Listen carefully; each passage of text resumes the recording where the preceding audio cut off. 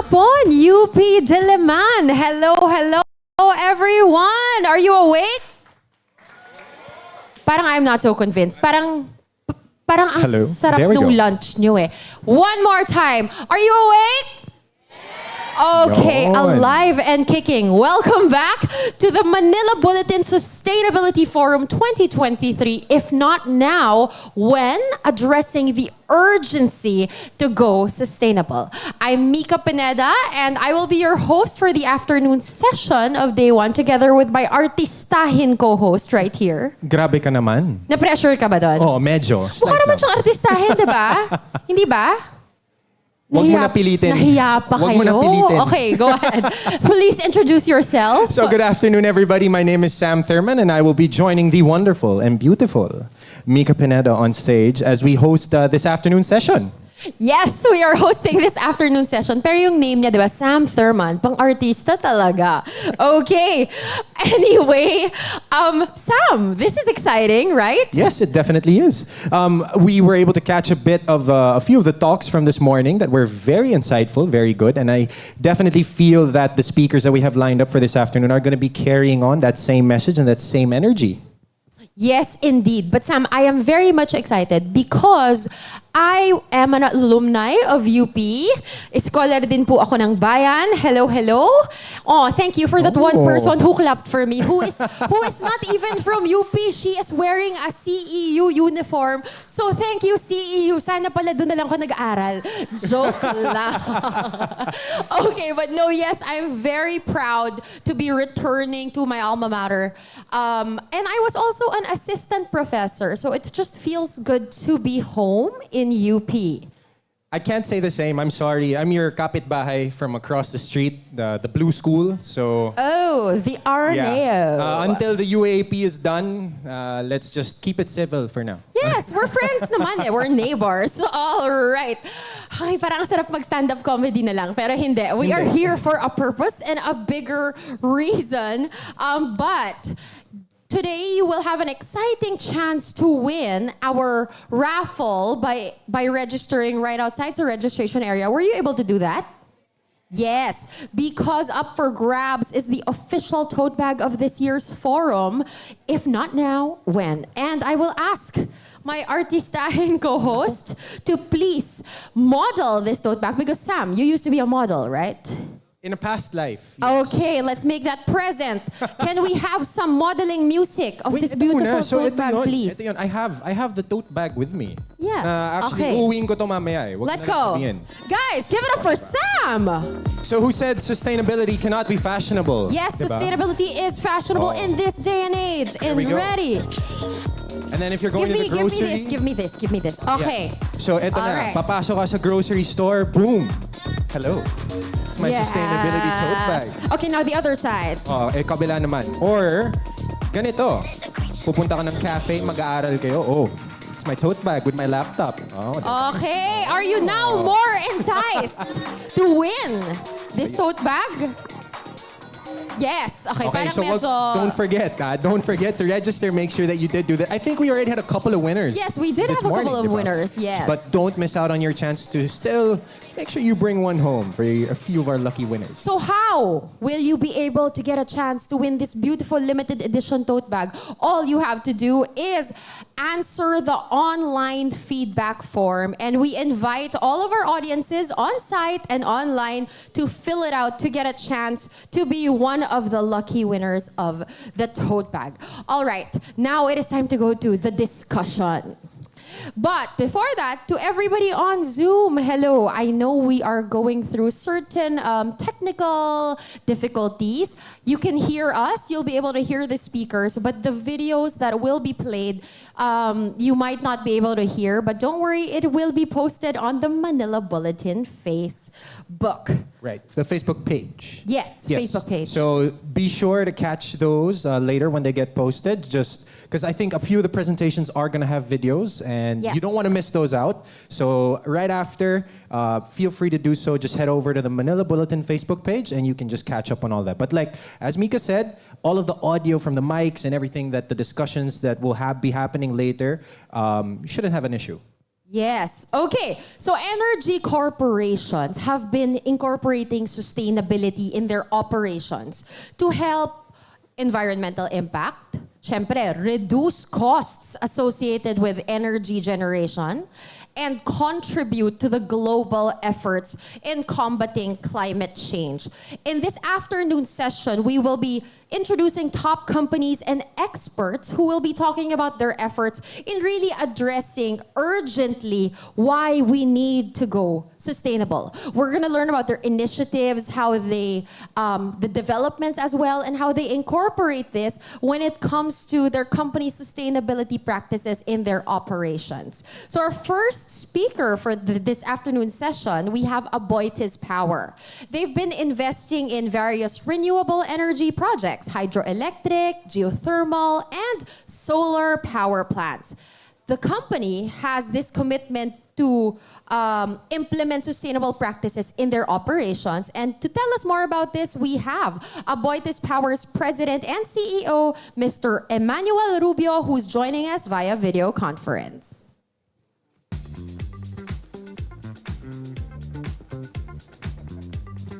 Good day. I'm honored to be part of this meaningful gathering led by the Manila Bulletin. Your presence today underscores the collective dedication to a more sustainable Philippines. Together, let's explore our capabilities, experiences, and aspirations on this journey. At Aboitiz Power, we're guided by our purpose of transforming energy for a better world.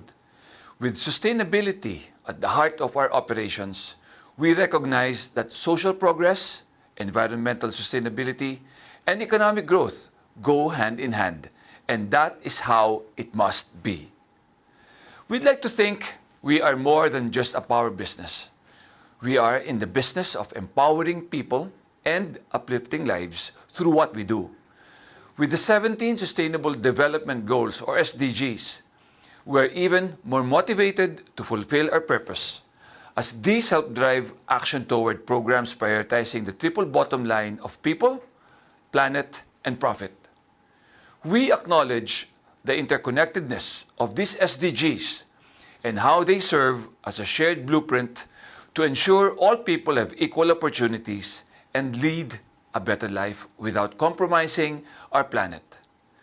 We try our best to integrate the SDGs into our business practices and community engagements because this enables us to bridge gaps and ultimately build prosperity for all. So we've been mapping our programs to the SDGs as part of our sustainability journey. As an energy leader in the Philippines, SDG 7, Affordable and Clean Power, is very close to our hearts. But unlike what most people mistakenly think, it's not as simple as just focusing on renewable energy or ramping up its adoption. Often overlooked is ensuring reliable and affordable access to electricity, a key component of SDG 7. Our aspiration to contribute to the UN SDGs is driven by the realization that these global goals align perfectly with our mission. The 17 SDGs act as a compass, guiding us toward a future where we address poverty, hunger, clean water, sanitation, and climate change holistically. Every day, we help keep the lights on throughout the country through reliable power we provide. Looking further, sufficient, accessible, dependable power is also about lighting the path to progress. Without reliable power, we cannot hope to achieve our SDGs related to food security, to clean water, to sanitation, sustainable cities, and poverty eradication. Reliable and affordable access to electricity is the linchpin that holds together a better world. To accomplish these ambitious goals, we need a multifaceted approach. Although growing our renewable energy capacity is at the forefront of our efforts, we also understand the importance of a balanced energy portfolio.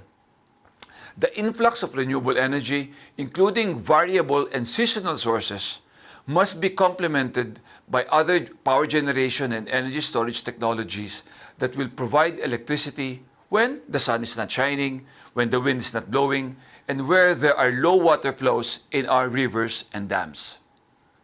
We must not overlook, though, the significance of the transmission and distribution segments of the power supply chain. These segments must also transform, expand, modernize, and adapt to the evolving energy landscape. While more power generation facilities are being built all over the country, there have to be sufficient power transmission capacities that will take this power to demand centers. What good is affordable and clean energy if it does not reach the consumer? Moreover, energy resilience is paramount in a country like the Philippines, which is highly susceptible to climate change. Aboitiz Power is at the forefront of resilience efforts, employing technologies such as underground cabling and digital substations to ensure the continuity of power supply, even in the face of extreme weather events. One of Aboitiz Power's proudest initiatives is its rural electrification programs. We believe in leaving no one behind. And as of 2022, Davao Light powered 99% of households in its franchise area. As part of the Sitio electrification program, we've brought electricity to 99% of the 3,686 target sitios, uplifting these communities and providing them with opportunities they deserve. Our partnership with like-minded organizations has positioned us as one of the largest renewable energy companies in the Philippines. Together with our partners, we aim to add 3,700 megawatts of renewable energy by 2030, growing our portfolio to around 3 times our current capacity under our operational control. We've earmarked 190 billion pesos for renewable energy projects this decade, a testament to our pursuit of a balanced energy portfolio. Moreover, we've reached significant milestones in our renewable energy projects. Our Kayanga Solar Project in Pangasinan is poised to start commercial operations soon, making a significant step toward a cleaner and more sustainable energy future. We're also progressing with our 160 megawatt peak Lawag Solar Project, which is also in Pangasinan. And additionally, ACEN Aboitiz Power has partnered with Hitachi Energy for the 20 megawatt Bagat battery energy storage system in Ramon, Isabela.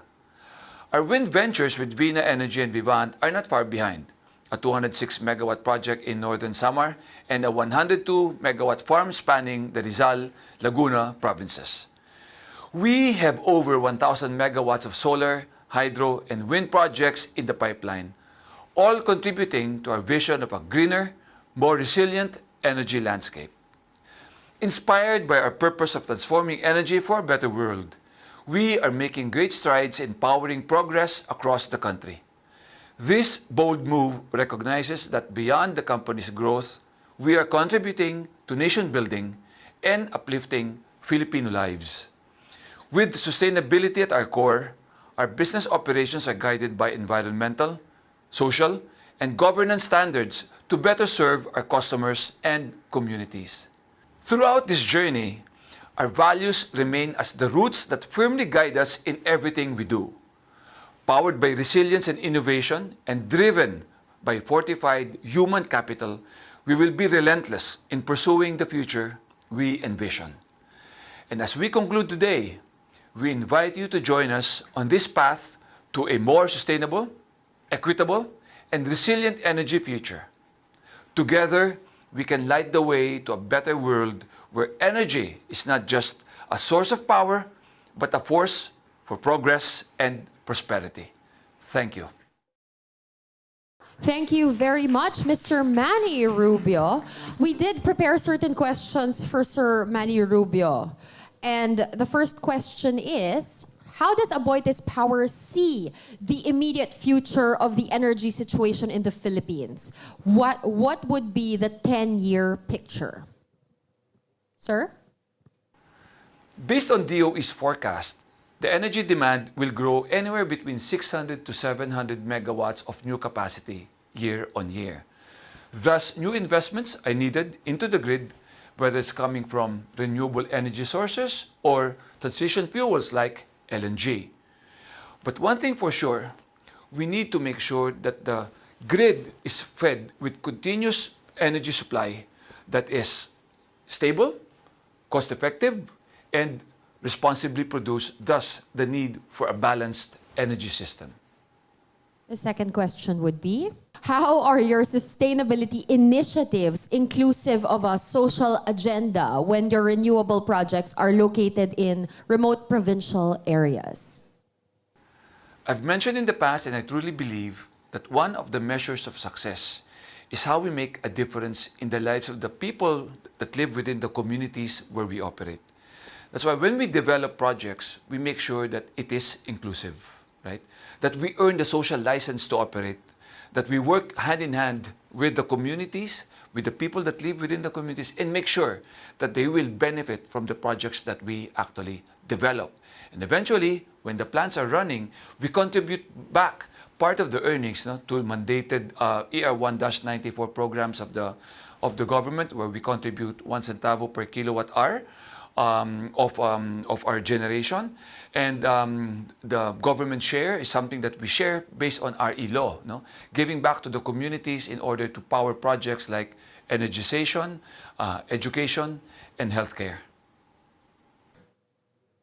Thank you, sir. And the last question would be, in your column at the Manila Bulletin, you talked about creative disruption, actively promoting how old technologies become obsolete to let new technologies proliferate. Concerning Aboitiz Power, how does this whole thing work? To sustain our growth, we only don't need to look into growing our generation business or growing our distribution utility business. There are disruptors out there, and they're coming in every day. And what we need to do is to understand these disruptors and make opportunities out of them. And this is the basis of our strategy of growing beyond the core. We're looking primarily into 4 areas of distributed energy systems, Internet of Things, microgrids, and mobile energy storage, or what you call electric vehicles. We are not going to sell EVs, but we are looking at the whole supply chain of mobile energy storage and where we can participate. This way, we have control of these disruptors and make sure that we create opportunities out of them and not disrupt our business. Thank you very much, Sir Emmanuel Rubio. Everybody, a round of applause for Aboitiz Power. All right, so I think we're off to a pretty good start, wouldn't you say, Mika, no? Yes. So our next speaker, I'm sure, is someone or a brand, actually, that we are all very familiar with. Siguro, quick question, who here is into skincare? Anybody? Hygiene? 5 people over Hygiene there. products? I would hope everybody is. Yes, into hygiene toothpaste, everything, yeah. All of that. So our next speaker for this afternoon session will be sharing insights about Watson's Philippines and their sustainability efforts, partnerships, and collaborations for the health, wellness, and beauty retail sector in the country. So, I'm very excited to hear more about this, and I'm sure all of you are as well. So let's give a warm round of applause to welcome the AVP for Marketing, PR, and Sustainability of Watson's Philippines, Ms. Sharon Decapia.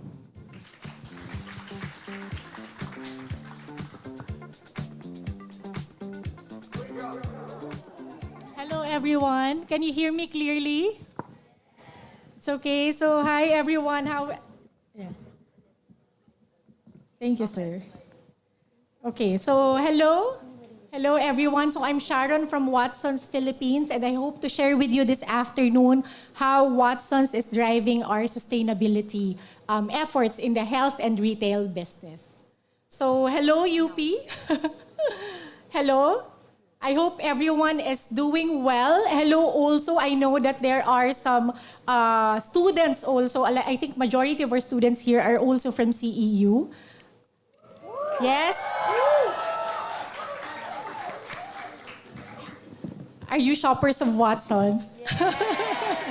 Yay! Hello also to our professors here in front, and also hello to our audience that are tuned in online. No? I love that it's hybrid now, okay? So it's nice to be here once again, and thank you, Manila Bulletin, for organizing this and giving us a platform to talk about how urgent sustainability should be talked about now, no?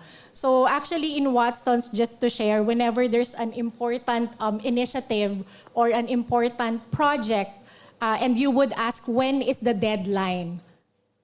The answer is the deadline was yesterday. So that's kind of how we want our customers and even our own people view sustainability, no, with a sense of importance and with a sense of urgency. So this afternoon, again, as mentioned, I hope to share with you how we are driving sustainability efforts in our industry. But before I proceed, I know that you mentioned that most of you are shoppers. Allow me to quickly introduce also Watson's as a brand, just to give context, no, on our initiatives. So we are one of the top health and beauty retailers in the country, the most loved, one of the most loved health and beauty retailers, if I must say, no. So we've been here for 20 years. It's actually our 20th year here in the Philippines. So we're a joint venture between AS Watson's of Hong Kong and SM. So our brand promise has evolved from the original look good and feel great to now look good, do good, and feel great as a call to action to do good for our community, our customers, and the planet. Okay? And we have a strong online and offline footprint, about 1,000 plus stores, nationwide, no? So Luzon, Visayas, and Mindanao, and of course, a vibrant e-commerce site. We are supported by 9,000 plus employees nationwide, 90% of which are store pharmacists and sales associates. We also have a wide range of health and beauty products, no, almost over 50,000 SKUs in multiple health and beauty retail categories. A strong base of 10 million loyal followers. I hope you all are members of either the Watson's Club or SMAC. And of course, we're very active in social media with 4 million fans. And then finally, as mentioned, we're gearing up our sustainability efforts, which will be the focus of our talk, of my talk this afternoon. So looking at all of this, no, I have to admit that it's quite challenging for a company with as big as Watson's operations to really jumpstart and commit to sustainability initiatives. But it's also actually an advantage being big because it allows us to allocate resources and really commit to more sustainable practices. We also recognize how fortunate we are to be given a platform that can influence our customers to adapt to more sustainable lifestyle. So like most companies, our journey started with CSR before. So corporate social responsibility about 10 years ago, no? But over time, we have developed a more comprehensive and long-term strategy for our business by incorporating environment and social impacts of our activities along with the whole value chain. So let's watch this video to see how we are integrating sustainability in our brand story now. We want to remind the online attenders that you won't be hearing the audio of the video, but you can check the Manila Bulletin Facebook When you think after. of beauty, what do you see? We see a beautiful that goes deeper than looks. To us, beautiful glows from the inside. It outshines the superficial. It's how we treat ourselves and each other. It's how we live, who we are, and who we can be. At Watson's, we believe in a new kind of beautiful that's good for everyone. We've been looking after people's all-round well-being for more than 180 years. Now, as we look to the future, we can do even more together. So let's reach even further and spread more smiles than ever. Let's continue to protect the beauty of our planet. Let's empower more people to live well and flourish, regardless of race, age, or gender. Let's look after ourselves, those around us, and generations to come, so that our beautiful world stays beautiful. Vitality is the new beautiful. Empowerment is the new beautiful. Opportunity is the new beautiful. Kindness is the new beautiful. The new beautiful is in us all and for us all.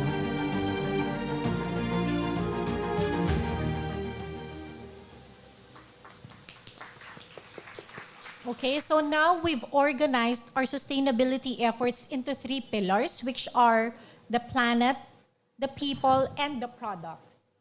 So as you can see here, these are our priorities in driving positive change. So allow me to take you through what each of this means for us in the context of our organization and the industry. So first would be the planet pillar. So planet is all about reducing our environmental impact across the value chain and helping in the fight against the climate crisis. So what does it mean for us?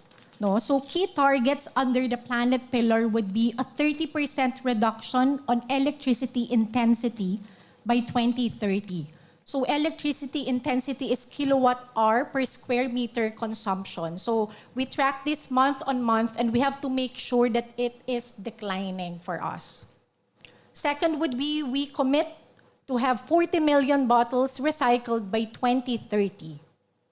We also commit to have a 50% reduction of scopes 1 and 2 greenhouse gas emissions versus 2018 by 2030. So we have a number of initiatives under this, which I will share also later. And finally, we're building green stores, which we will be rolling out very soon. Okay, the next pillar would be our people pillar. So our efforts here for people are all about supporting a holistic, positive societal impact. So it's categorized into 2, no? First is about caring for our own employees. So of course, we have to start with our own. So this covers consistent health employee well-being programs. We also commit to help in the creation of 200,000 job opportunities, and we are launching our diversity, equality, and inclusion program by next year. So the second part of people would be supporting our communities, no? So what we commit is 3,300 free surgeries for cleft lip and cleft palate conditions by 2030, and 20,000 beneficiaries of health services and medicines by 2030 as well. And finally, for the products, my personal favorite, it's all about providing safe and quality products and promote a sustainable lifestyle. So our goal is to have 15% of sales from sustainable products by 2025. So we're measuring this again month on month. And as a retailer, we have been doing regular alignments with our suppliers, with our key suppliers, to ensure that they help us in achieving this goal. Notable also that for our own Watson's label products, sino dito ang mga fan ng Watson's tissue, Watson's hand wash, yung lahat ng may Watson's label, no? Our commitment is to have 100% better ingredients by 2025, specific to use of sustainable palm oil and responsibly sourced paper or wood fiber. So these are just some of our targets, and honestly, these are still being refined, no, in alignment with our key stakeholders. So let me take you through some specific milestones or specific actions that we've implemented just this year. No? So for 2023, allow me to highlight some initiatives on people. So first, I'm happy to share that last September, we launched our apprenticeship program in partnership with Punlaan School, no? An NGO that gives opportunities for young, less privileged girls to undergo a TESDA accredited training and join Watson's as a pharmacy assistant after around 6 months. So this will help in creating job opportunities and help empower young girls to jumpstart their career in the health and beauty industry. Next, for our own people engagement initiatives, no, starting last year, we have also tweaked our usual team building and bonding activities to green programs that actually allows or give opportunities for our employees to volunteer for environmental programs. So some examples earlier this year is the International Ocean Cleanup in partnership with SM and our own eco tour and tree planting activity in Mount Puro Nature Reserve in Antipolo. Okay, for our community, we are on our 10th year of partnership with Operation Smile Philippines. We're giving surgeries to kids with cleft conditions. So we've already conducted over 2,000 surgeries since 2013, and more holistic surgical programs are lined up in the coming years. So this is also beyond fixing their smiles, no? It helps transforms their lives and give them a chance at a better life in the future. Okay? The next one is our Alagang Pangkalusugan Medical Missions. So this is closer to our DNA as a pharmacy retailer. So we partner with LGUs and SM Foundation to provide free diagnostic tests and medicines to vulnerable communities, no? So for this year, we've covered over 3,000 patients who were given free medical care and medicines to date. For our planet, okay, with 1,000 plus stores nationwide, consuming electricity, efficient consumption can actually make a huge impact on carbon emissions, no?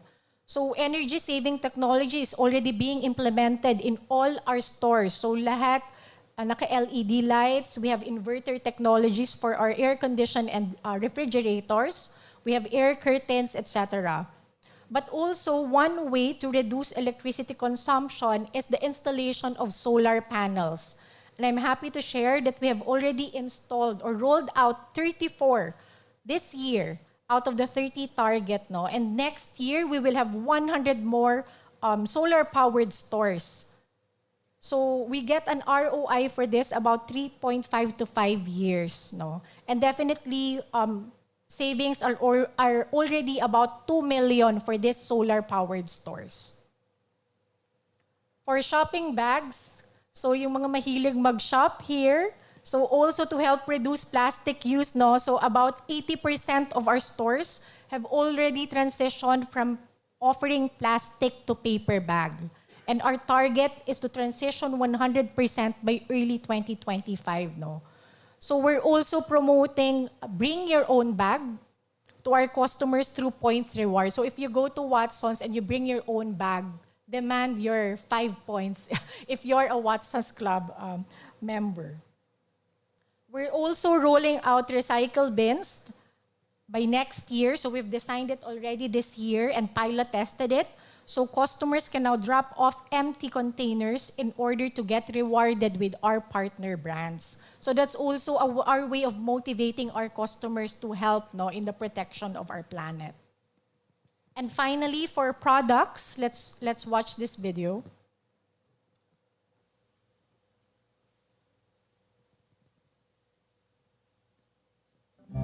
We all have a role to play in saving the earth together. This can be as easy as introducing sustainable products into our daily lives. Here are the 4 new sustainable alternatives from Watson's. First is clean beauty. This is where we restrict the use of some ingredients going beyond current legislation. Secondly, using sustainable materials in products, such as sustainable palm oil, FSC certified paper, and reducing plastic usage.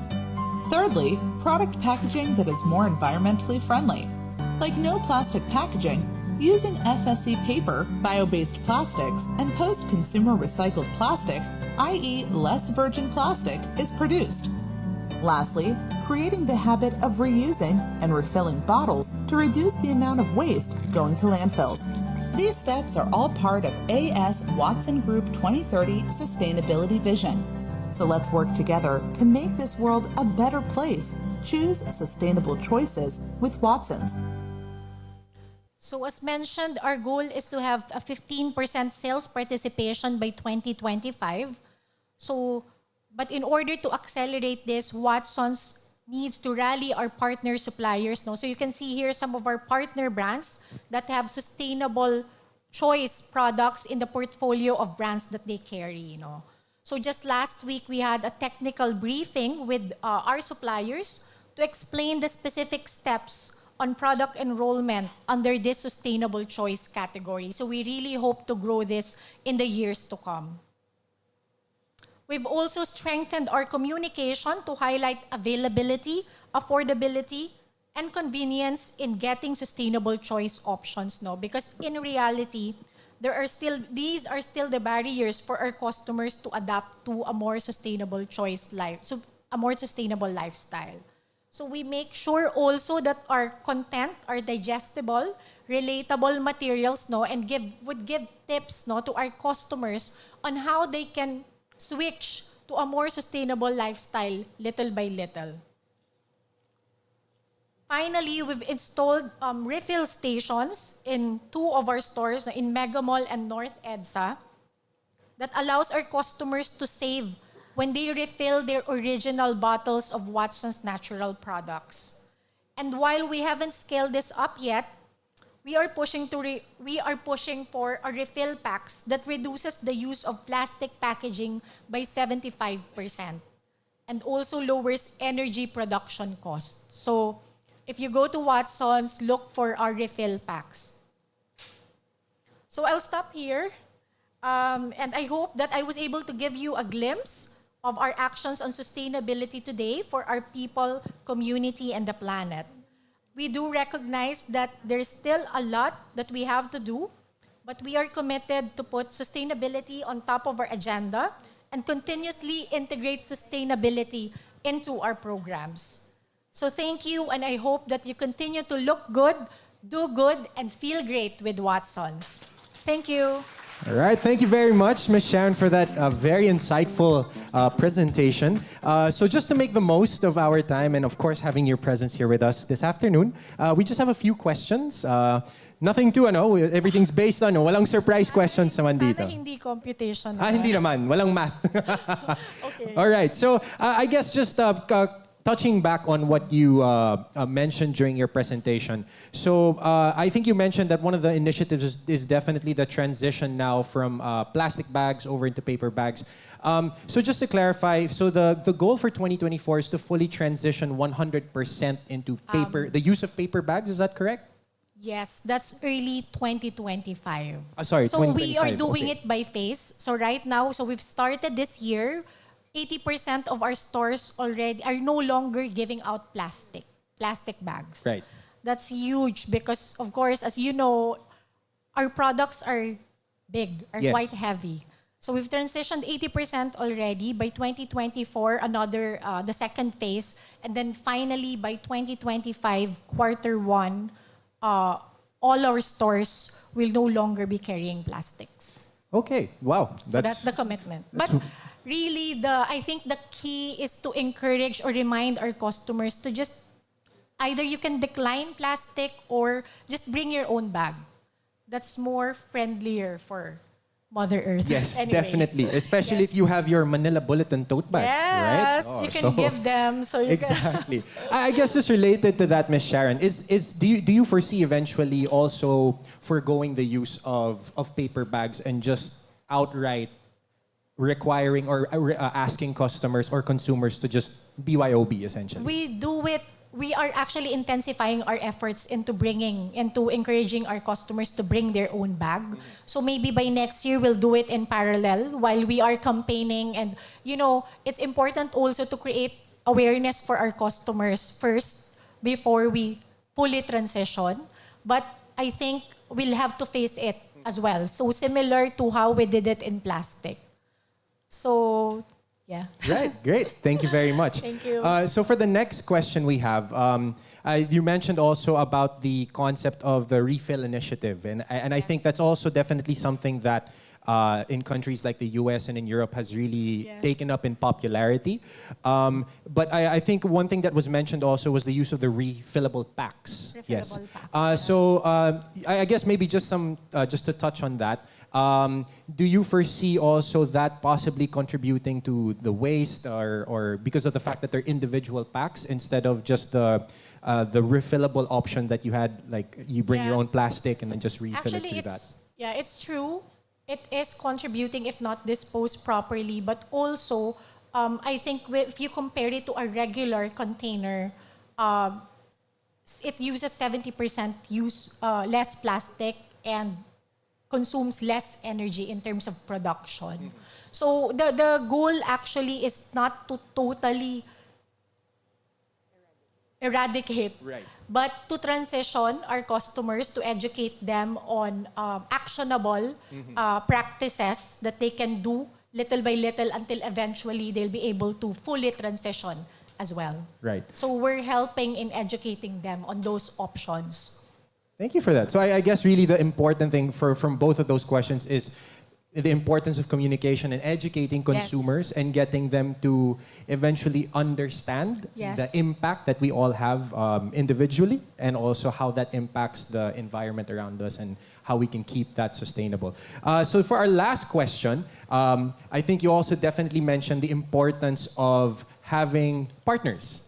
And having them as part of the initiatives as well. So I guess maybe just a quick question on how do you as Watsons encourage your partners to be able to participate in sustainable products or initiatives? Yeah. It also boils down to communicating with them, because a lot of our companies, of course, we're a retailer. We have big companies and small companies with us, and not everyone is on the same page. So as the retailer, we take the lead in terms of driving the conversation, number one, and guiding everyone into taking specific actions. Like, for example, if you're a company, you can actually make your product sustainable. So we guide them in terms of the checklist, registering the details of their products to make sure that these would fall under the sustainable choice categories. So we do a lot of conversations with them. We also share best practices with them. So there might be companies that we carry that are more advanced. Some of the beauty brands that we partner with are more advanced, for example, versus our health brands. So we bring them together and we highlight the different steps and fantastic results so that they get inspired as well.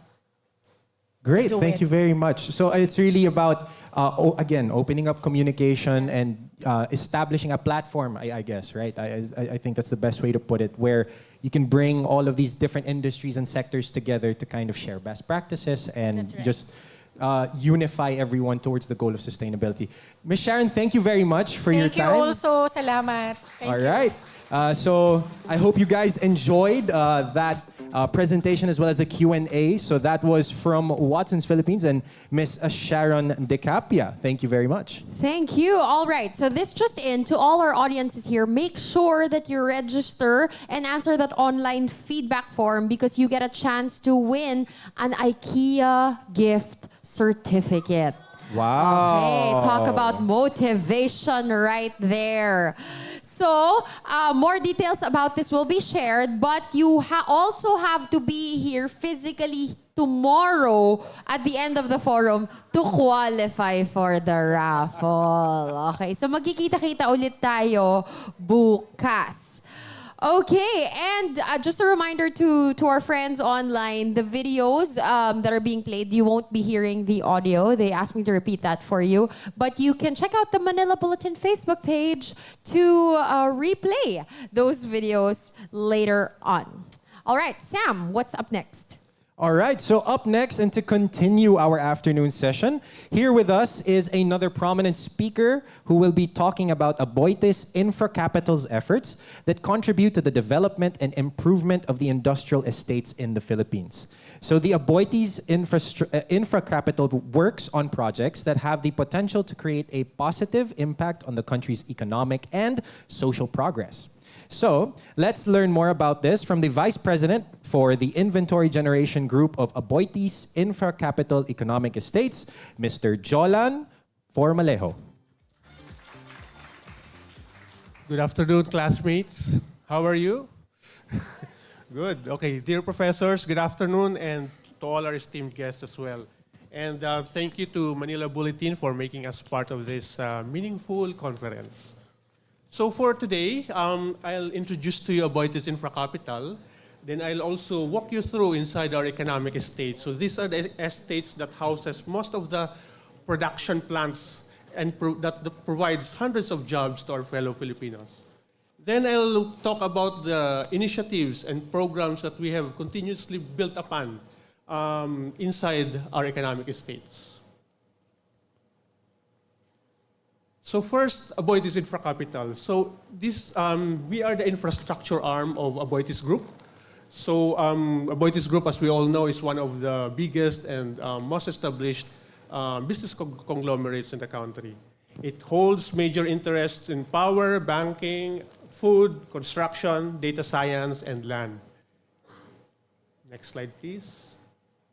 And while most of our operations are based in Philippines, we have already expanded as well and established our presence across Asia with these various services. For Aboitiz Infracapital, which is our company, we focus on the needs of evolving Filipinos. So these are services that's related to economic estates, transport and mobility, digital infrastructure, and water services. So earlier you heard about our kuya, the Aboitiz Power. So we are the water, the digital infrastructure, all these towers where all these antennas are connected, the airports, as well as the economic estates. Then for economic estates, we had a 30-year track record already of excellence. So we are present, we have been recognized as the leading developer and operator of industrial anchored mixed-use developments. And our development spans around 1,600 hectares. And it houses around 228 world-class companies, global companies inside the estates, and employs more than 100,000 jobs to our fellow Filipinos. And we are present in 3 locations, in Batangas and 2 in Cebu, which is, in Batangas, it's around 830 hectares. In West Cebu Estate, that's 540, and in Lapu-Lapu, that's around 63 hectares. And inside these developments are not only industrial developments, but also retails, residentials, and also business districts. And our location are all strategically located in areas where we are near to seaports, airports, and areas where we are served with reliable power and water. So that's why our key differentiator is that we capitalize on the group with regards to our collective strength in providing services to these manufacturing facilities. So we have Aboitiz Power that provides energy, then the rest that provides water, construction, housing, smart city technology, and government support. Then here we are proud to say that our efforts has been recognized both locally and abroad. And we are cited as the best industrial developer across Asia. And one of our development in Lima Estate cited as the best industrial development. So that's right here in the Philippines. Also, we have celebrated our achievements towards sustainable development. Here, we were recognized by Property Guru and also PhilGBC and even the ESG Business Summit. We are the only development that's been given 5 stars or world-class rating in terms of sustainable management inside the development. That is this big. And also for Property Guru, we have been awarded as Best Green Development and citations related to sustainable design and construction. So while we are proud of what we have accomplished, we realize that we have to continuously move forward and elevate everything. We need to elevate the way we do business. And we recognize that to do that and to be competitive with the world, we need to adapt sustainability and smart technology adoptions in everything that we do. And that's why for next slide, sorry. We have partnered with Aboitiz Data Innovations and also Surbana Jurong, which are renowned Singaporean consultants on urban planning and data science, to ensure that we implement an efficient and effective way of rolling out these programs. So in terms of smart city framework that's been established in the company, and all the programs that are attached to it that's related to digitalization, resilience, energy transition, sustainability, livability, and skills are all ongoing and executed seamlessly. And in our quest to be the country's first tech-glomerate, we make sure that all the skills are aligned to the expectation of being a digital company. And for the next slide, and we partnered with universities to make sure that the incoming workforce will be aligned to our expectations, will be aligned to our programs, will be aligned as well with the required skills of all our locators. So here we partner with them in terms of joint research, we partner with them in terms of on-the-job trainings, and also curriculum design. And continuous collaboration with the community in terms of CSR activities to make sure that we have a shared progress by doing these annual programs.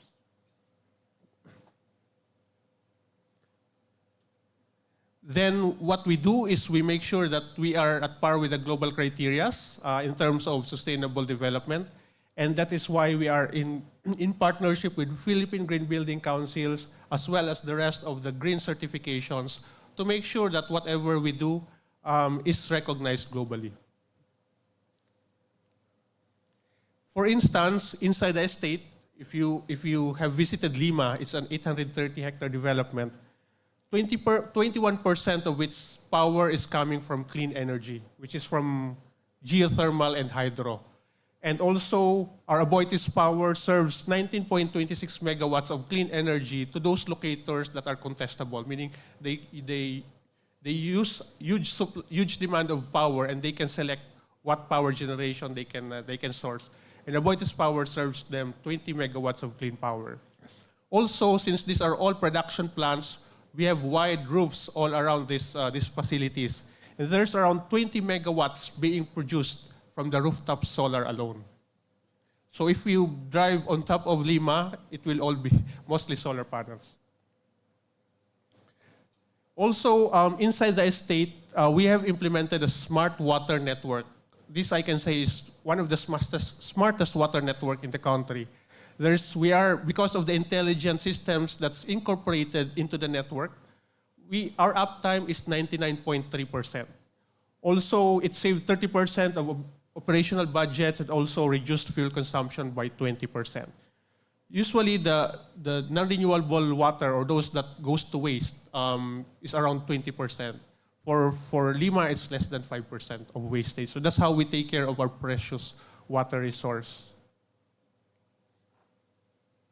Also, right from design and construction, so to all the engineers here, sustainable criteria are already incorporated when we do the terms of reference. So in terms of using natural slope protections through vetiver grass, precast panels, the balanced cut and fill to make sure that there's less fuel consumption throughout the construction cycles, those are all being employed. Those are all being implemented inside. And through this, we have been cited as well several times as best in design and construction. Next slide.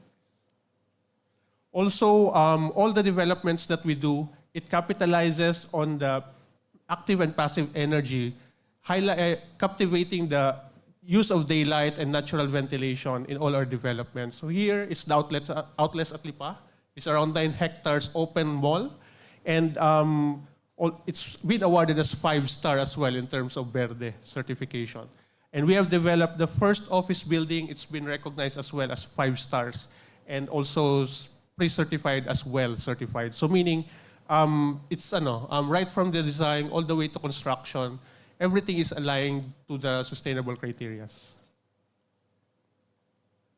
Then in Cebu, we have around 12 hectares of mangrove protection.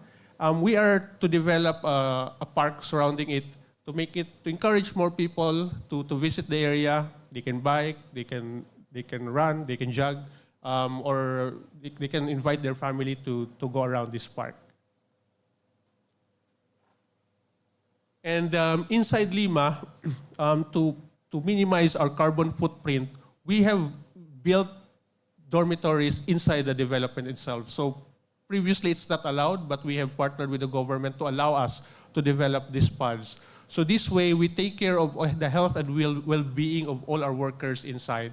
So again, in Lima alone, there's 66,000 workers inside. So buses here, almost 1,000 buses are getting in and out every day. So by having these dormitories, we minimize the buses, and at the same time, we make the employees more productive. They don't have to travel for 2 hours in the morning, another 2 hours in the evening. And at the same time, the locators or the foreign investors has minimized number of sick leaves, etc., because all their workers become more productive and less buses, of course. Next slide, please. Also, inside the business districts, we have invested on walkable paths and bikeable lanes to make sure that as they traverse from one place to other, they just walk or bike.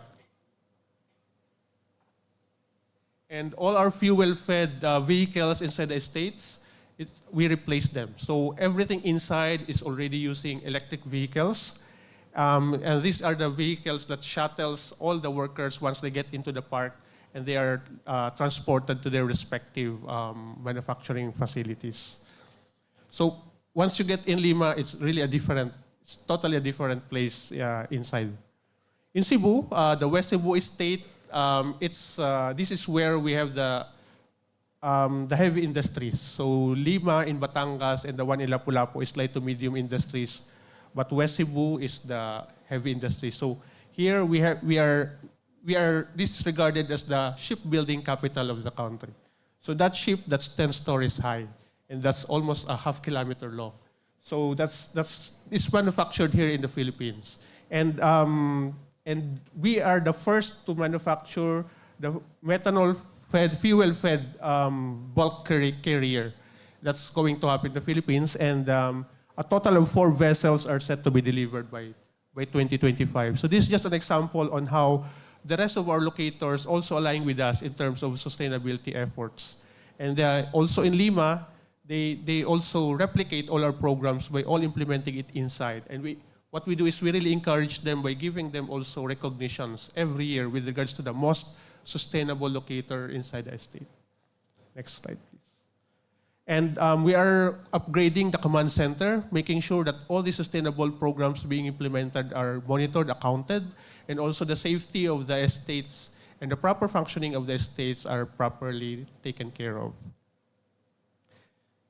And we continuously partner with local and national government, including the industry leaders, to promote to elevate our economic estates in the Philippines, and also to promote the country, making it as the preferred investment destination once they choose to expand their business. Because end of the day, we compete with Vietnam, Malaysia, Indonesia, Thailand. So if a manufacturer like Epson or Apple wants to expand their business, they will choose among these countries. And that is why we make sure that once they choose to expand, they'll go to Philippines, because we have one of the best economic estates for them to grow their business. So in closing, everything that we do in Aboitiz Infracapital, it's well positioned to really support the country's growth. And as we continuously to safeguard the environment, we make sure that all these sustainable programs are part of all our activities, and all these smart adoption technologies are at the forefront and at the heart of everything that we do. So this is to make sure that we always have positive impact, not only to the country, but also to to the environment, and of course to the communities wherein we operate. Thank you so much.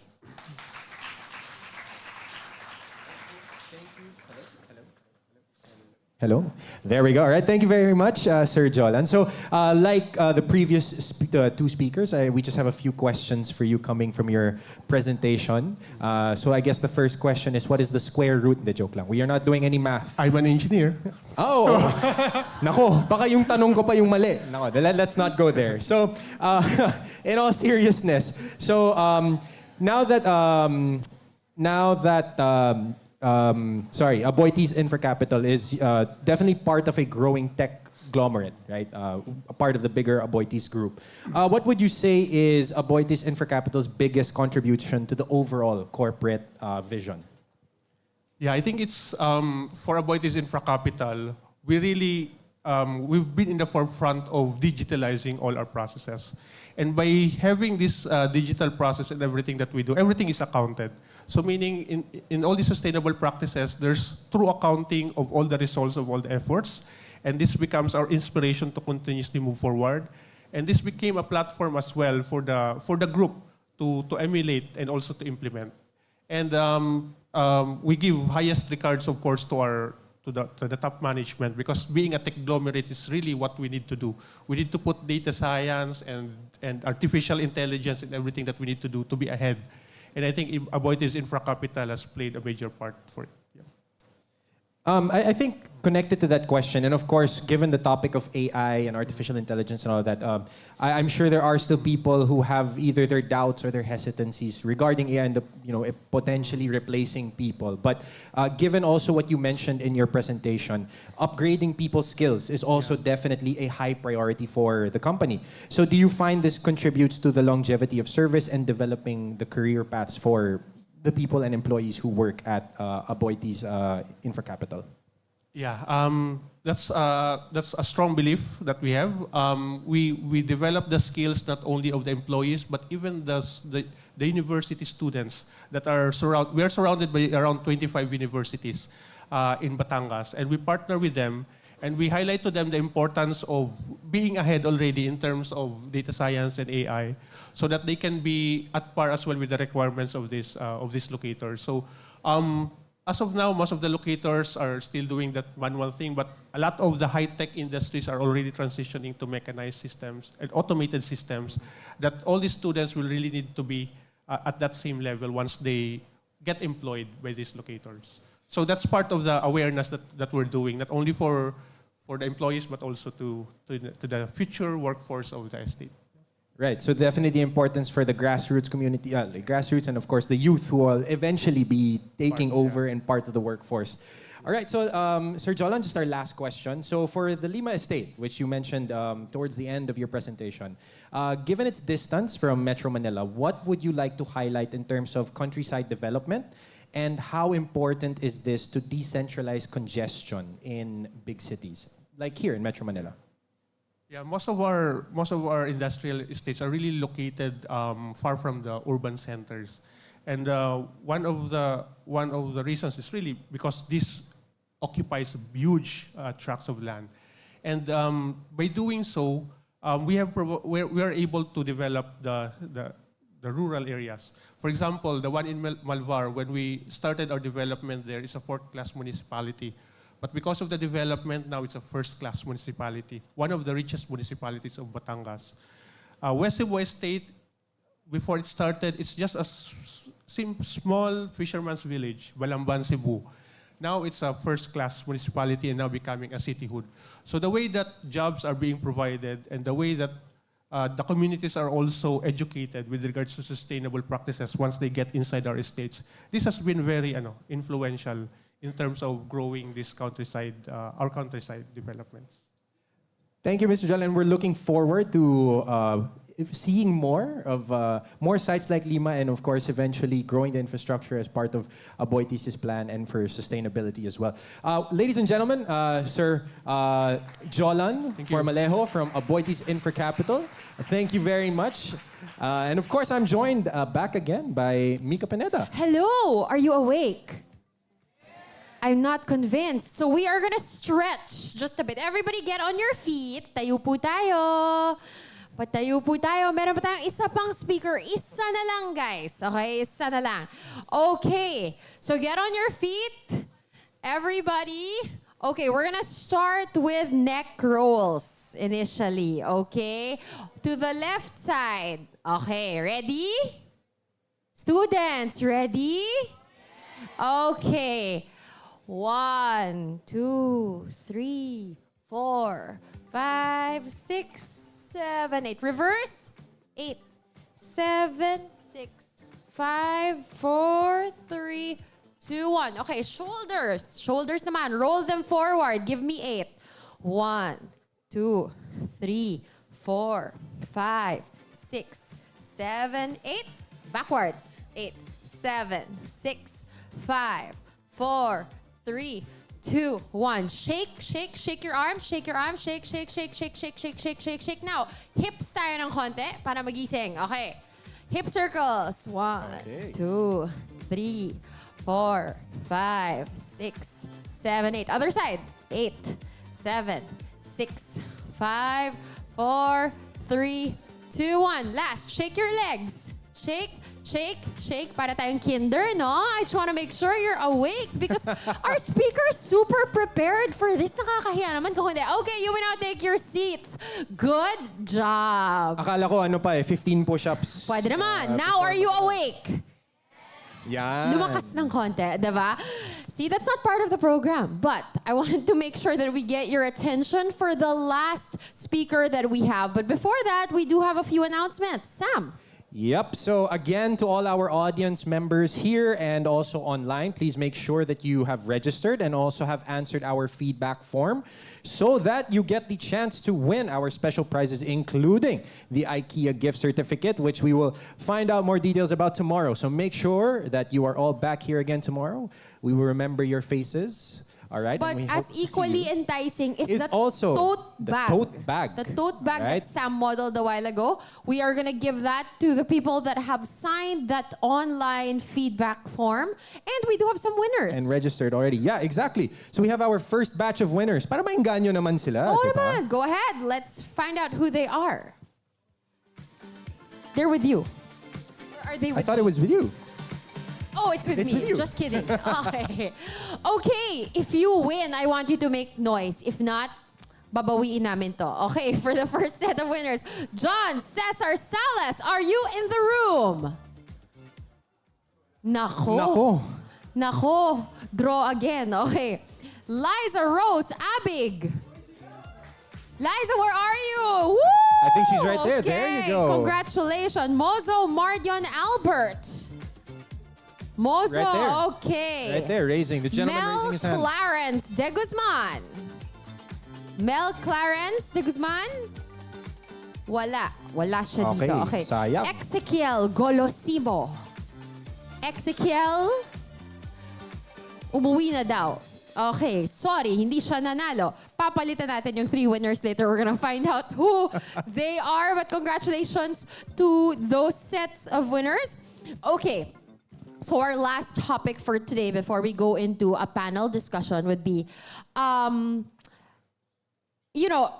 so this is going to be different because the last one that is talking, they've already positioned themselves as a renewable energy company. So we're going to be finding out in terms of advancements in sustainability initiatives in the energy sector, nasa na ba tayo, right? Where are we already when it comes to that? So we have the president and CEO of ACEN, which focuses on developing, building, and operating power plants primarily already using renewable energy, using solar, wind, and hydroelectric power.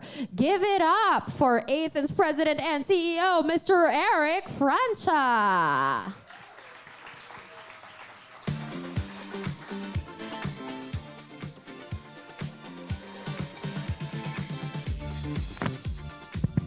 Good afternoon, everyone. Great to be here.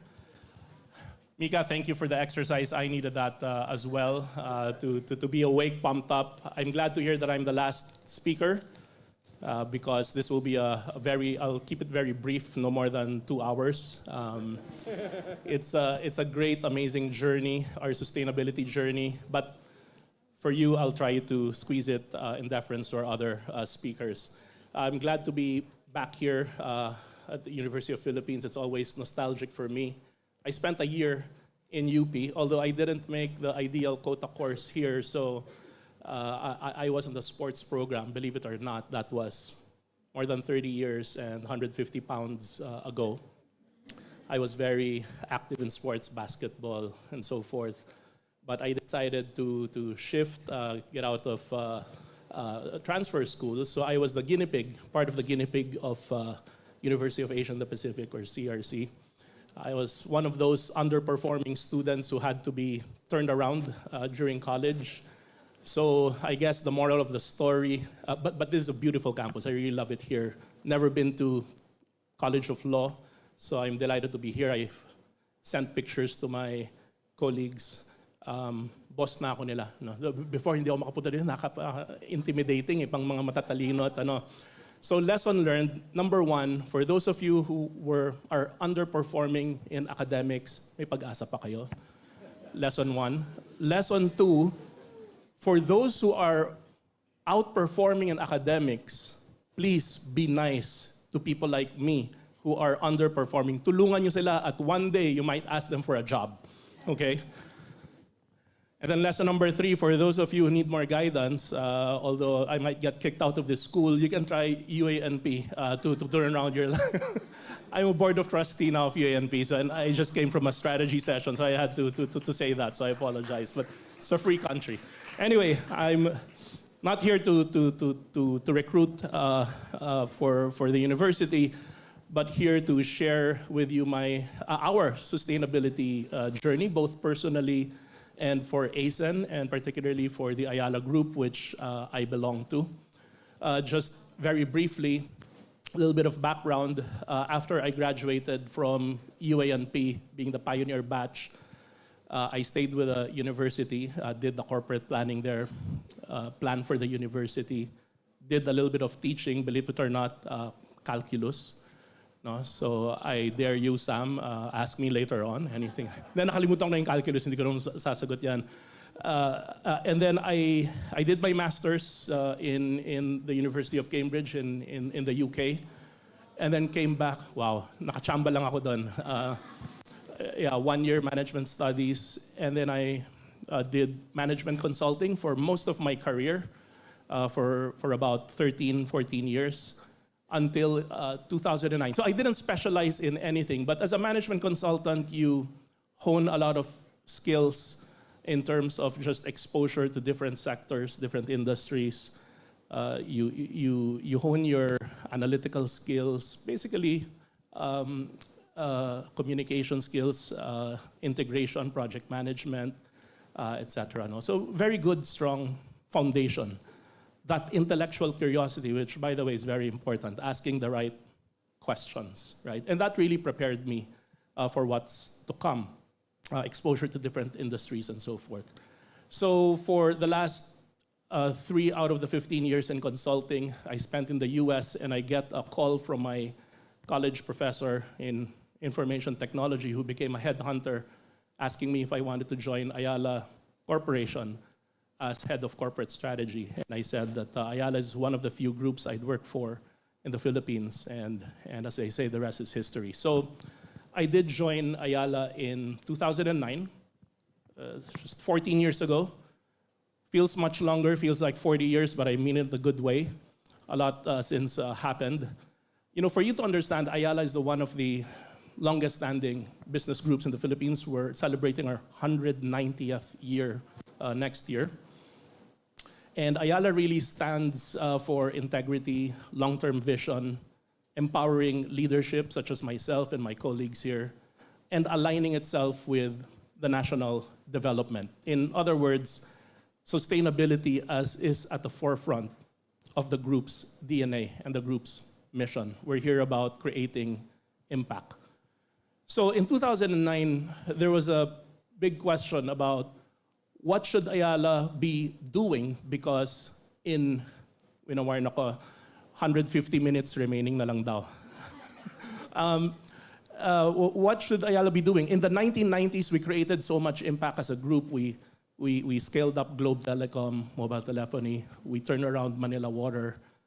And then medyo tumahimik 2000, 2010. We entered in the BPO industry, but that game became very competitive. So as the head of strategy, we recommended, and if you can go to the next page, we recommended that Ayala get into the power and infrastructure business because at the time in 2010, 2011, things were looking up for the country because of the new government at the time, President Aquino and so forth.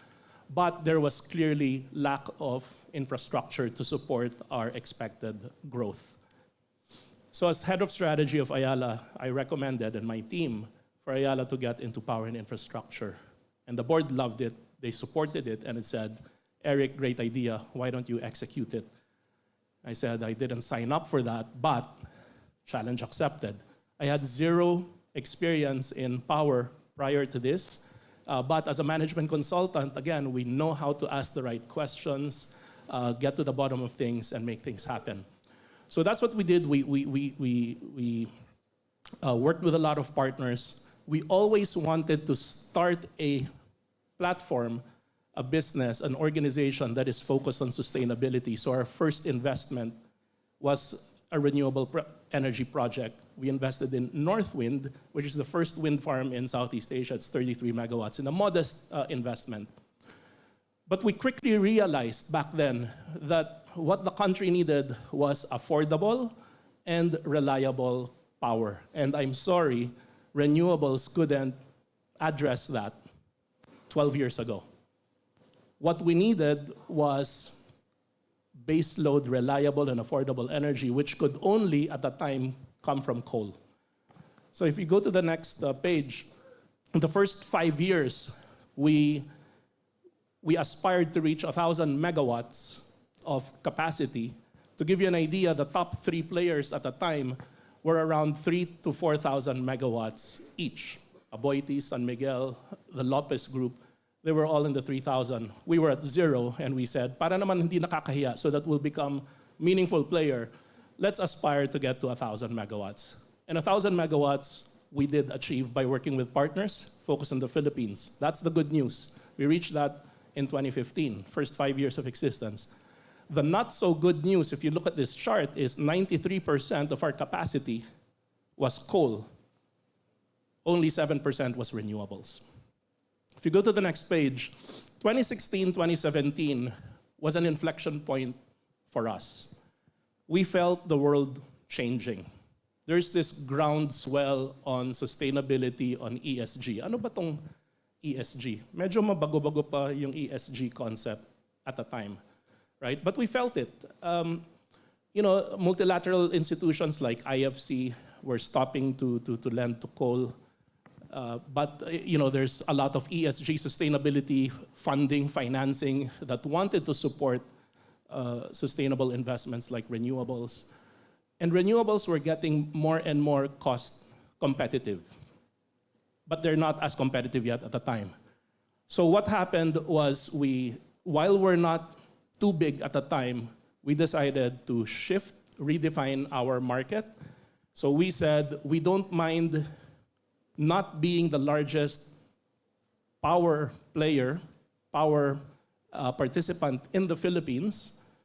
We leave that to the big companies, but we want to be the largest in renewables around the region while it's still early. And by definition, over the longer term, we will be the largest in the Philippines because renewables is the future, even if we're talking about multiple decades. And that was a very important shift. It was not easy.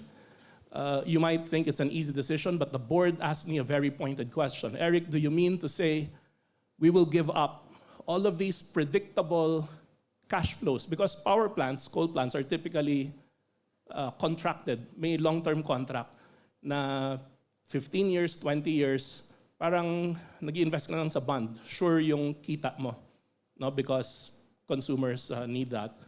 So very predictable earnings and gives you a good return.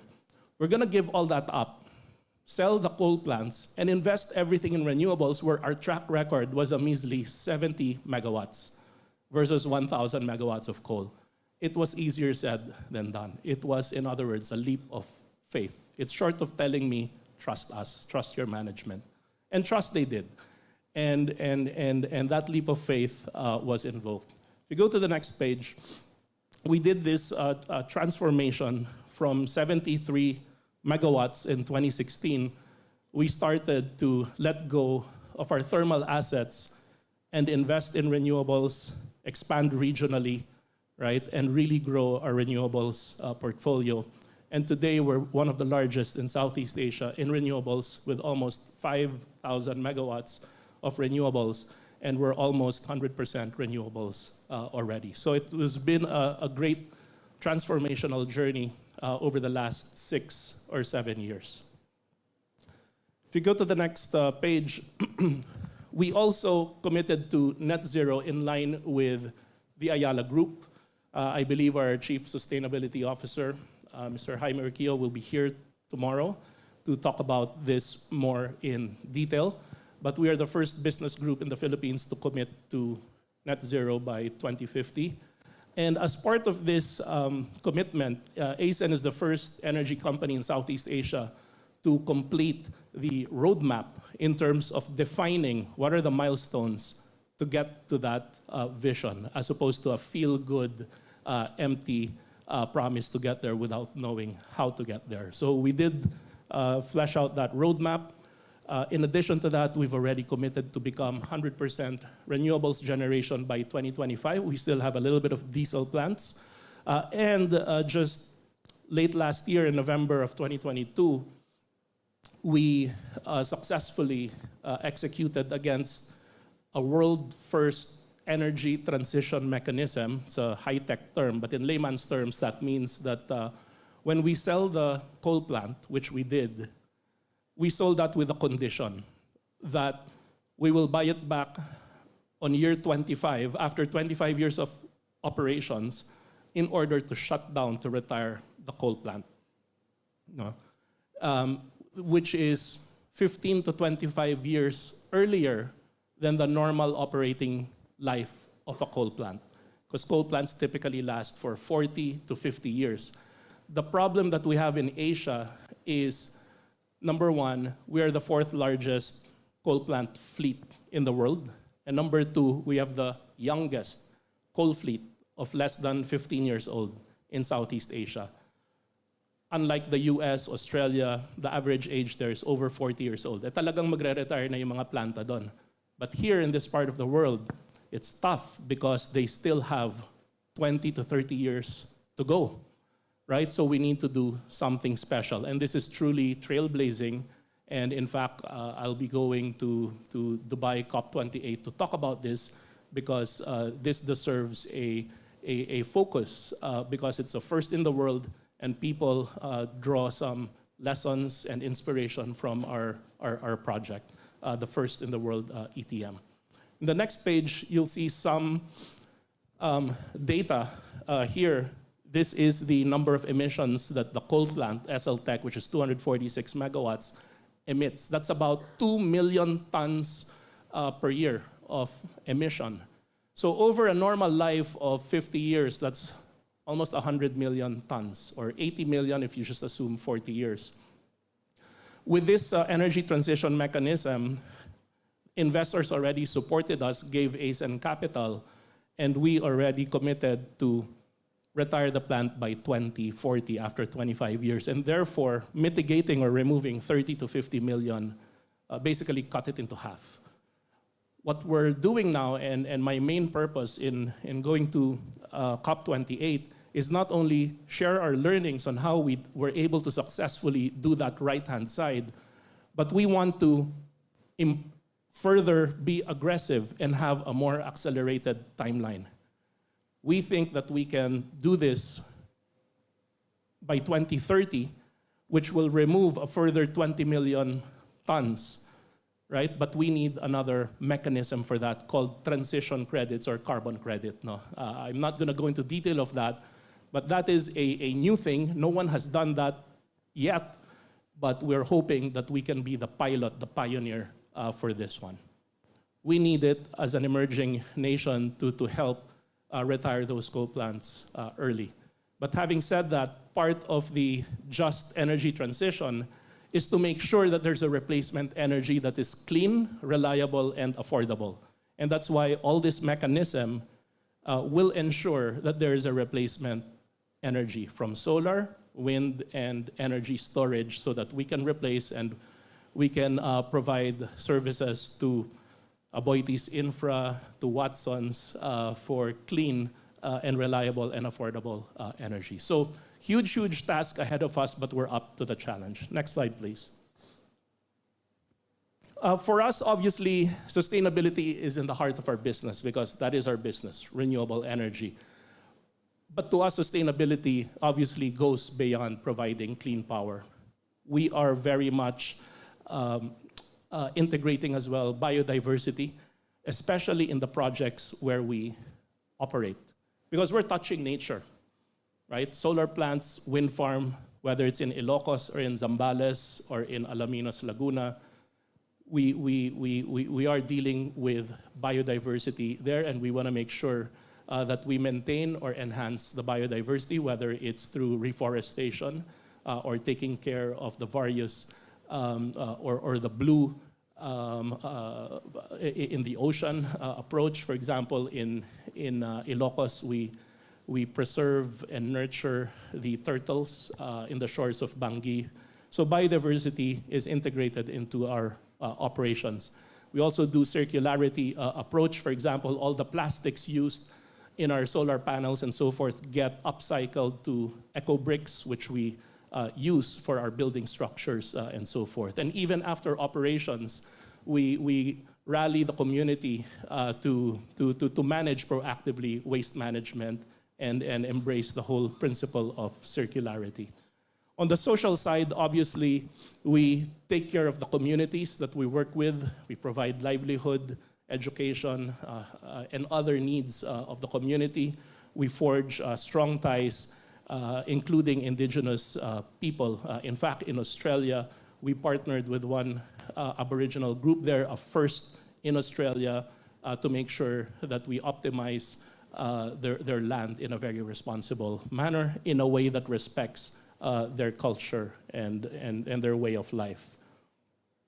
Of course, in governance, being an Ayala company, this is high in terms of our standards of integrity and transparency to our stakeholders.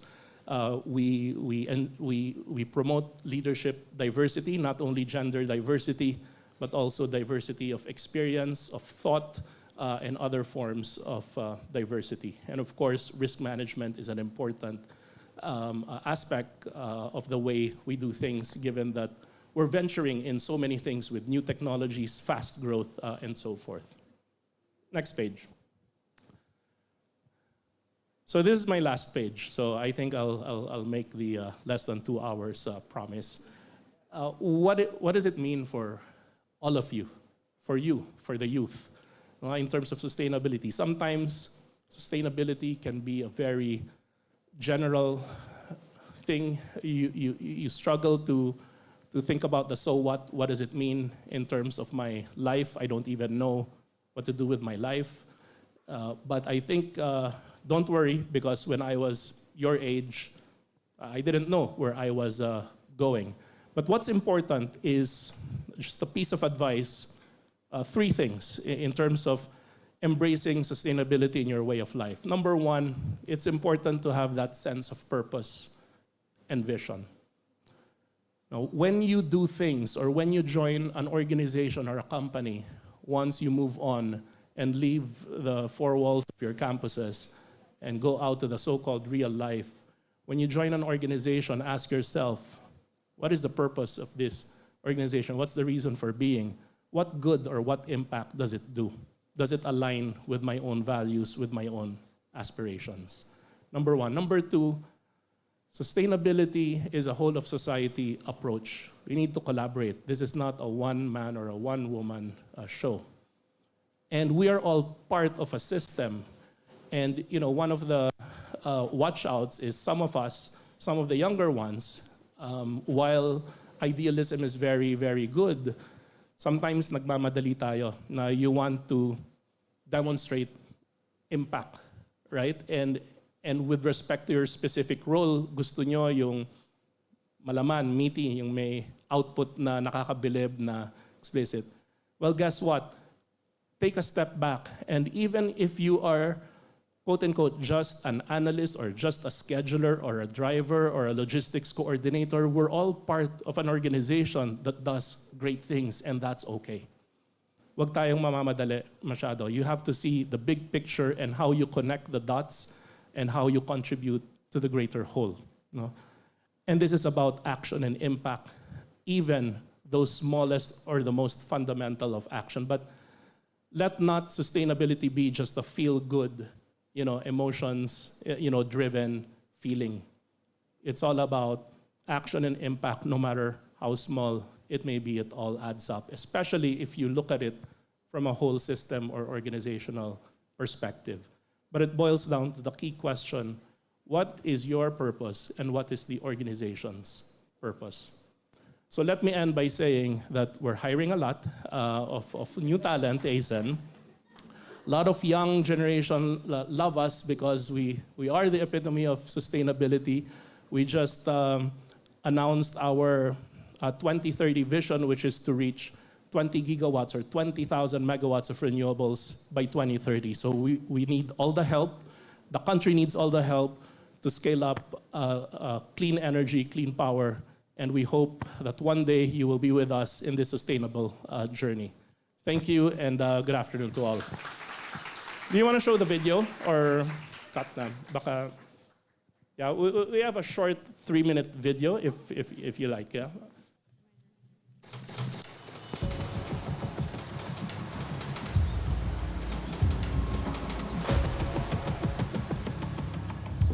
This is about reimagining the ACEN journey. We've grown tremendously over the last few years, and yet the world is just at the beginning of the energy transition. We are now in a climate crisis. The world is shifting to cleaner technologies, but not fast enough. This is a wake-up call to accelerate the energy transition. The entire organization is fully committed to ACEN 2030.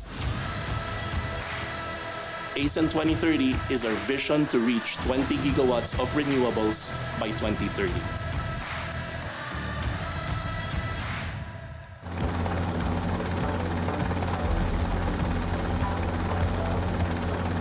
The supply from the country's major gas field is declining, and the industry is heavily reliant on coal imports, which have become expensive. Energy security is a key risk, and it's imperative for the Philippines to accelerate its renewables build-out. Vietnam has significantly scaled up solar and wind over the last few years, although the grid is now challenged to manage all the intermittent capacity. Power demand is also staging a strong recovery, and soon the country would have to resume its renewable expansion and incorporate energy storage. The energy transition is in full swing in Australia. Most of the coal plants will be retired within the next 2 decades. We expect much of this capacity to be replaced by renewables and energy storage. Australia aspires to be a global leader in green hydrogen exports, which will require massive scaling up of renewables capacity. Scaling up renewables won't be easy. On-demand availability will be a key challenge, so we need a significant buildup of energy storage to unlock the potential of renewables. We expect land and transmission limitations in most markets, so we need to start leveraging new technologies, such as floating solar and offshore wind. Partnership has always been in ACEN's DNA. While we build our organic development capabilities, we will continue to work with various partners to accelerate our growth. Dreaming big and having strong conviction that we will succeed, this is the ACEN way. Will we make it? Well, we've consistently delivered in the past, so yes, I believe we will. I believe that it's not a matter of whether we will get there, but rather how fast we will get there.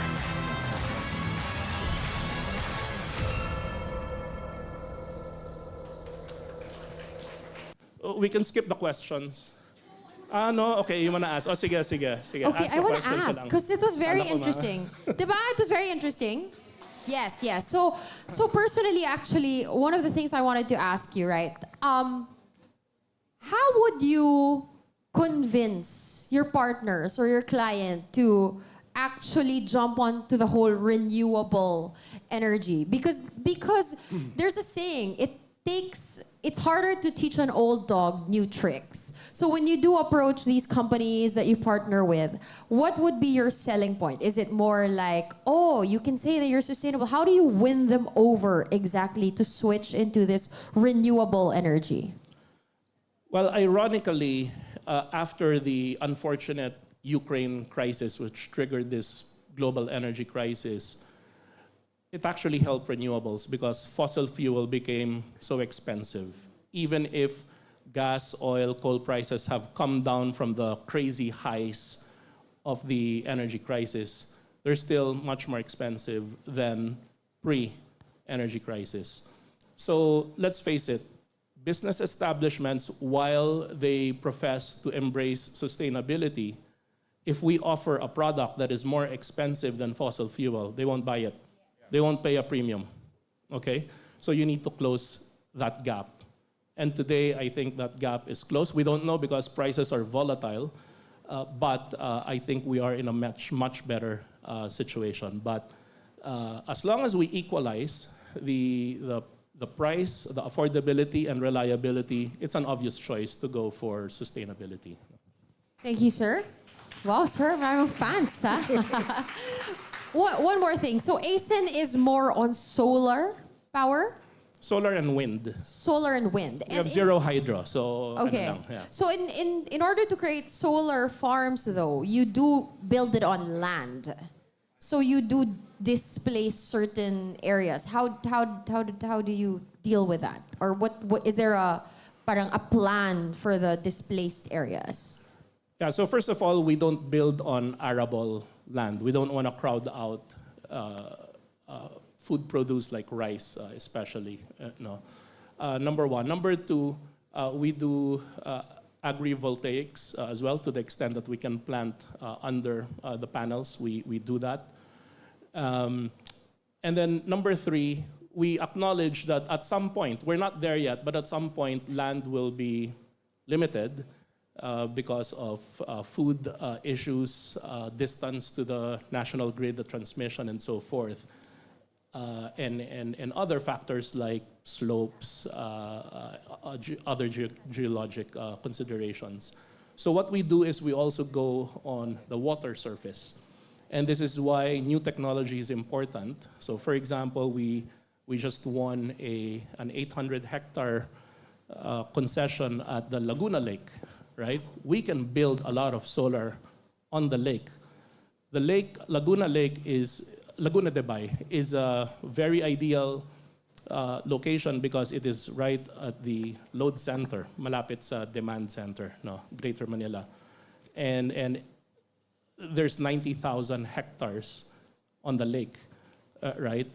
Even if you just put 10% of the lake, or 9,000 hectares, that's a lot of megawatts. It's about 10,000 megawatts of solar alone that you can put on the lake. Offshore wind is another big long-term potential where you don't compete with food. So again, our government, DOE, has the foresight to start planting the seeds in terms of enabling the ecosystem to successfully develop offshore wind. But I think we're probably 8 to 10 years away from offshore wind scaling up. But we need to think long-term, and these are some of the solutions to address our clean energy needs. Okay, thank you very much, Sir Eric. Thank you. But sir, stay right there because it's time for the panel discussion. So we're gonna call everybody else onto the stage. Sam, do the honors, please. Yes, so we'd like to invite our speakers again to come on to the stage. So Mr. Emmanuel Rubio will be represented by Mr. Sui Suarez, the Vice President for Corporate Affairs at Aboitiz Power Corporation. And of course, we'd like to call on Ms. Sharon from Watsons to come up back on stage, and Sir Jolan of Aboitiz Infracapital. And of course, Sir Eric from ACEN is already here on stage with us. And while we are getting our seats and getting everybody Back on stage, we'd like to announce a few winners again for our tote bag. So, for our second and third set of winners for the afternoon raffle, congratulations to Lindsay Asma. Is Lindsay Asma here?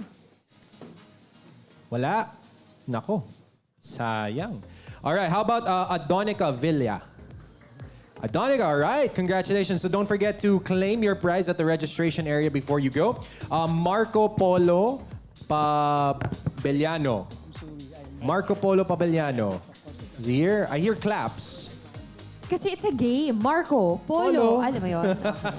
But wait, before, I'm just gonna cut you real quick because we're gonna have our reactors onto the stage to join us for the panel discussion to represent, of course, the University of the Philippines. We have the Dean of the College of Engineering, Dr. Maria Antonia Tanchuling.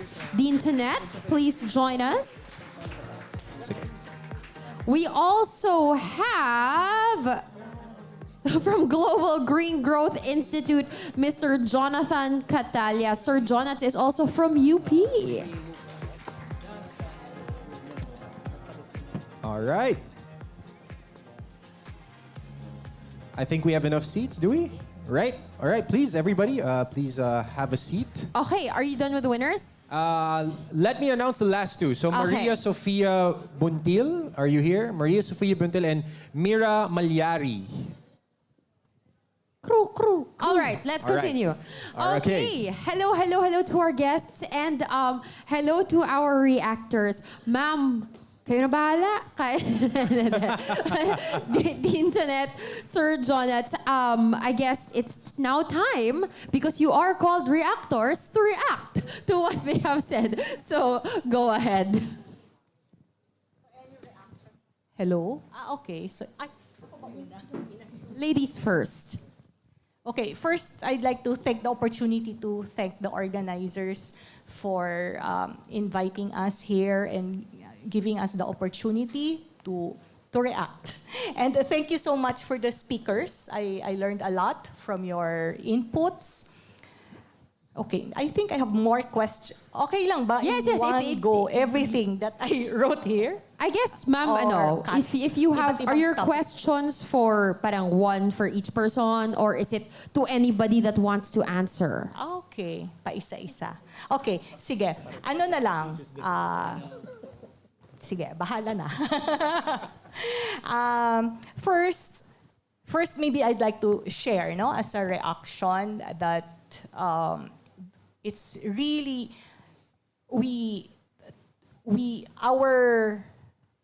we think that to be able to eradicate, no, that's all our objective is. We need to end poverty. That's SDG 1. And from the College of Engineering, we're really pushing for industrialization. And how can we industrialize if we do not have affordable and accessible energy? I think that's one of the issues, the reasons why we cannot attract the investors to come here in the Philippines and to have more of the industrial activities. No, we cannot be forever assemblers and no offense to the call centers, but we cannot be forever call center agents. We need the heavy industries here, but for that to happen, we need the energy that is cheap, clean, and constant and continuous. Ang haba ng intro ko. So, pero kaya maraming salamat to the energy sector who are investing here and who are going into renewables. So my first question perhaps, medyo na-touch mo kanina, is regarding the environmental impacts. No, we know that wind farms are good and the solar farms are good, but are we looking into the impacts, for example, of wind turbines? Is that included in the programs? And for solar panels in particular, are we thinking of or are we planning for the eventual wastes that will be produced, like maybe in 20 years. Sadly, I think the government hasn't set out the regulations for this. And so from the academe side, this is one of the issues that we'd like to work on to ensure that this, because we'd have more of these renewable energy sources, and we have to ensure that we are ready for the eventual wastes that will be produced. So that's my first question. First question. Does anybody want to take it? Sir Eric, go ahead. Sure. Yeah, parang recitation. May points ba to? Tote bag, sir. Bigyan kita. May bonus point. Bonus points, thank you. I think you should give people here bonus points for braving the strike. Anyway, yes. No, on your first question, ma'am, you're right. You're spot on in terms of the need to scale up industrialization. If my colleagues from the industrial manufacturing business of Ayala were here, they would definitely support that. The issue with us is that high cost of power, but one caveat is there's a reason why our cost of power is high. It's because there's no subsidies, right? To give you an idea, our cost may be twice as much. If you look at your Meralco bill, it's probably around 11 pesos per kilowatt hour. If you look at bills in Vietnam or Indonesia, it's less than half, right? 4 or 5 pesos per kilowatt hour. Why? Number one, they don't charge for the infrastructure, the grid. Libre yan. Sagot ng government de facto. Number two, even their fuel, coal, is not based on, in the case of Indonesia, they're blessed with resources, right? They have their own indigenous coal, which is ibang price ng local nila versus global price. Now you can argue that's a de facto subsidy because of policy. In Vietnam, while they are a net importer of gas or coal, there's no way, the real cost of gas or coal generation is closer to 6 to 9 pesos or 6 to 10 pesos per kilowatt hour. How can they sell at 4 pesos equivalent? Well, again, it's subsidy. No, so it's going to be tough. Now, number two, that's going to be the past, a thing of the past over the next couple of decades when we begin to scale up renewables. But I want to manage expectations here. Again, Philippines may have better resources than an Indonesia. Right? We hardly see wind in Indonesia except for a few locations. Yes, they may have a lot of geothermal, but it will not match the vastness of their coal resource or their coal capacity. So Indonesia, for example, will have this issue longer term. And there's no excuse for us to have a relatively high cost of power relative to our neighbors and not being competitive in industrial. Just look at Singapore. Singapore also has expensive power and they have zero resource. Especially, gas, they import all the gas. Renewables, they want to import from Indonesia, from Malaysia, from Laos, etc. Right? But look at how, successful Singapore has been on the industrial side. So I think it's a matter of policy pushing and so forth. I forgot the second part of your question. The environmental impact. Oh, the environmental, yes, that's right. So those issues are very core and we do address those. For example, in the case of wind, we have, it is part of our environmental and social impact assessment and mitigation. So for example, for wind farms, we do birds and bats study, for example, and we make sure that we don't get in the way of the migratory paths and so forth. Again, biodiversity is something that we take very seriously, and we have our Envi and social team with us here, sustainability team, that ensures that we are not only compliant, but we embrace this as part of our sustainability culture. Secondly, on the recycling of panels, solar or even wind turbines, for example, but solar is a bigger issue because of just the vast amount of material there. That is part of our supplier requirements, right? So we partner with suppliers who are qualified for the PV cycle standards, right? Which ensures that at the end of life, that the responsible recycling will be done on those panels. So these are well incorporated in terms of our sustainability practices as a couple of examples. Thank you, Sir Eric. Is there, Sir Sui? Actually, I just like, marami na sinabi si Eric, no? I think he covered all the bases there, but I just want to add just a few more things to that. No? I used to work in this think tank, no? It's called the Scenario Team in Shell. And sabi nung head nung Scenario Team was, you cannot build anything without energy. In fact, you cannot move stuff without energy. Perhaps to your point, we probably cannot, actually to manage speech, di ba? Water, cannot have clean water without energy. Produce food, store food without energy. Maybe even build an industry, di ba? Without energy. And with that, without energy, we cannot have not just a clean future na malinis ang kuryente, di ba? But also the resource that we need for today. Diba? So I think we take that for granted, that we switch on the light and the lights turn on, or yung pagbukas mo ng ref, malamig yung tubig mo, na hindi nasira yung karne na nilagay mo doon the night before. Diba? And I think we need to appreciate that more. And then also yung on the point of the unintended consequences of technology. 100 years ago, nung nagsimula yung Industrial Revolution, di ba? Gusto lang nila i-power yung kanilang ekonomiya, di ba? May smoke nga lang, they burn coal. Pero hindi nila tsak at lubusang naintindihan na yung CO2 pala ay may epekto sa planeta. Not just their part of the world, but the whole world. Di ba?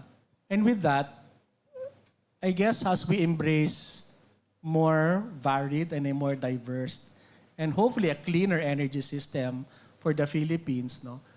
I think we're also in a process of understanding the known consequence. For example, birds, bats, solar panels that are itatapon, di ba? Yun, I don't think that is fully understood. Even perhaps the technology providers of companies like ACEN or Aboitiz Power, no? Yung mga yan ay hindi pa lubusan naintindihan. No? But I think it's something that we all need to be conscious of, no? Perhaps in the academic and research fields also. Thank you. Thank you, Sir Sui. Would you want to, or should we? Yeah, if I can just add, so we're on the consumer side. So for industrial estates, these are one of the highest power consuming developments, no? And for us, what we can only do is to really promote the use of renewables for all our locators that locate with us, especially that when they choose Philippines, when they choose to locate to Philippines, one of their primary questions, aside from power cost of business, is also about sustainability. What are the sustainability programs that's currently being implemented in your estate that's also aligned with our corporate values? And if it's aligned, that became part of their decision, oh, yes, I'll go to Philippines. Then once they start operating, the cost of power comes in, right? So I think that's something that we really encourage them to use renewables. But at the same time, this is to acknowledge also that the government is slowly recognizing this concern. And I think as of now, I think they're already proposing resolutions to subsidize, especially those locators that are located inside economic estates. They'll share a portion of that power consumption, which is good. We're getting there. I think before we move on to the next question of Dr. Tenet, perhaps Sir Jonathan, would you have any questions that you'd like to ask? Yeah, thank you. Let me do something a little different and acknowledge all the speakers about my thoughts, my reactions on your presentation. So for Aboitiz, it was really quite inspiring because I really admire the efforts of Aboitiz to be at the last mile of the country. Yun talagang mga hard to reach na mga areas nandun sila. I've personally gone to Ambuklao, to Binga, to all those areas where talagang ang nagbe-benefit are those people in the Cordillera region for for Miss Sharon, very, very interesting. My wife is a fan of Watsons. So we do that. We want, personally, my wife and I would really like to see more refillable mga stations sa mga cosmetics and yun nga, mga beauty products para magdadala ka na lang ng bottles so that hindi ka talaga gagamit. Mas hindi single use yung ginagawa mo sa mga bottles mo. And for Aboitiz Infracapital, it was very innovative, the talk that Sir Jolan gave. I spent my first 8 years in semiconductors, so I was a resident of industrial estates. Walang mga ganon nung time ko. So yung mga pinagtrabahuan ko noon weren't that innovative in terms of being sustainable. And of course for ACEN, it's quite insightful, the thoughts that Mr. Francia gave for us and for all the youth who are right here.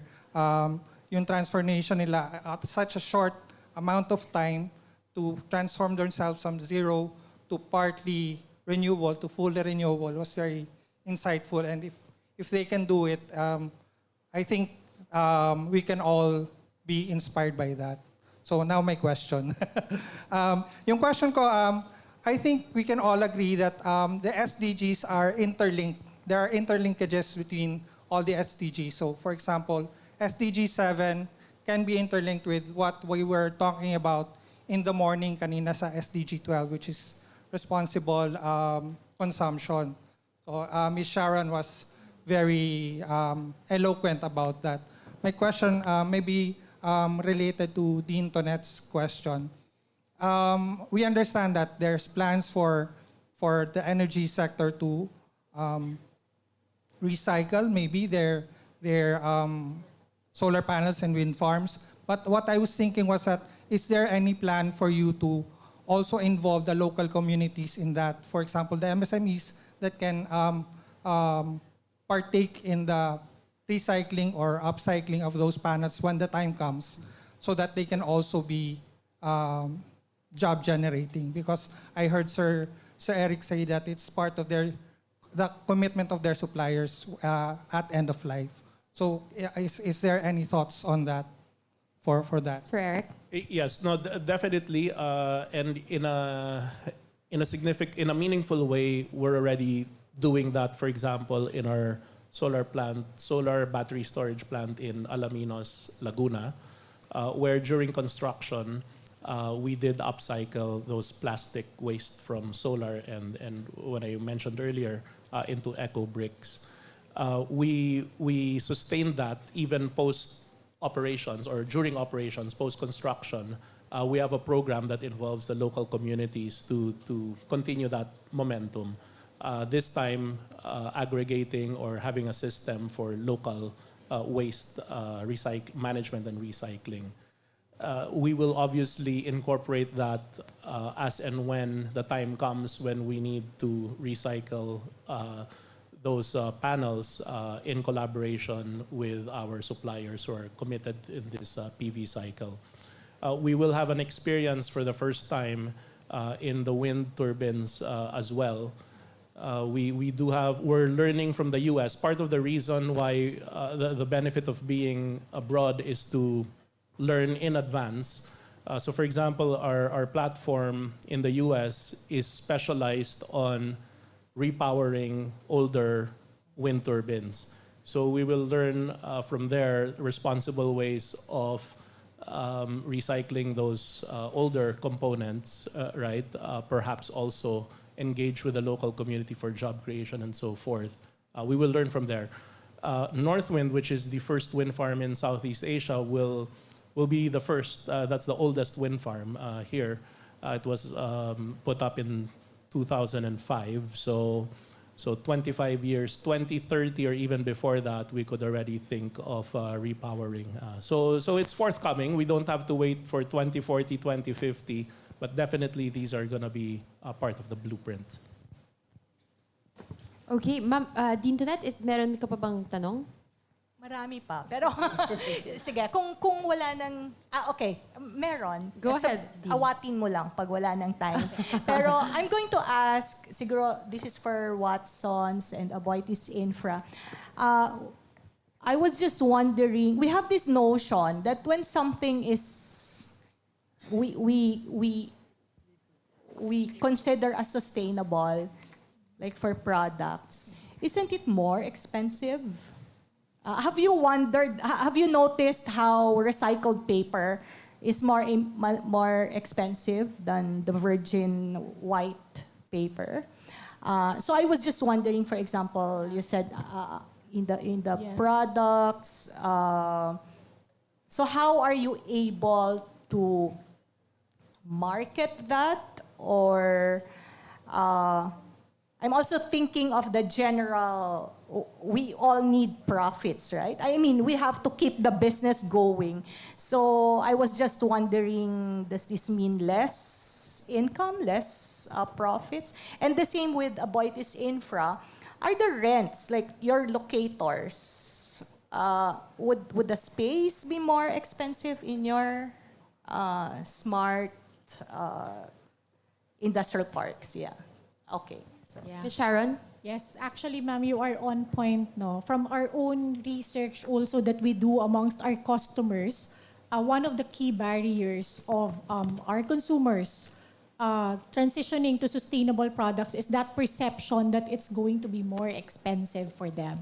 To some extent, it's true, but that's why what we do in Watsons is really scale up initiatives. So for example, I mentioned earlier that in 2025, we commit to 100% better ingredients for our own Watsons label products. So we are able to do that because there's scale already. And so we are able to provide our customers with more affordable options in the long term. So I think eventually when in terms of when we study the whole supply chain process, the whole production process as well, it helps when there is scale already. So we are able to still generate profit, which is also important, no, to be realistic about it, to be sustainable as well.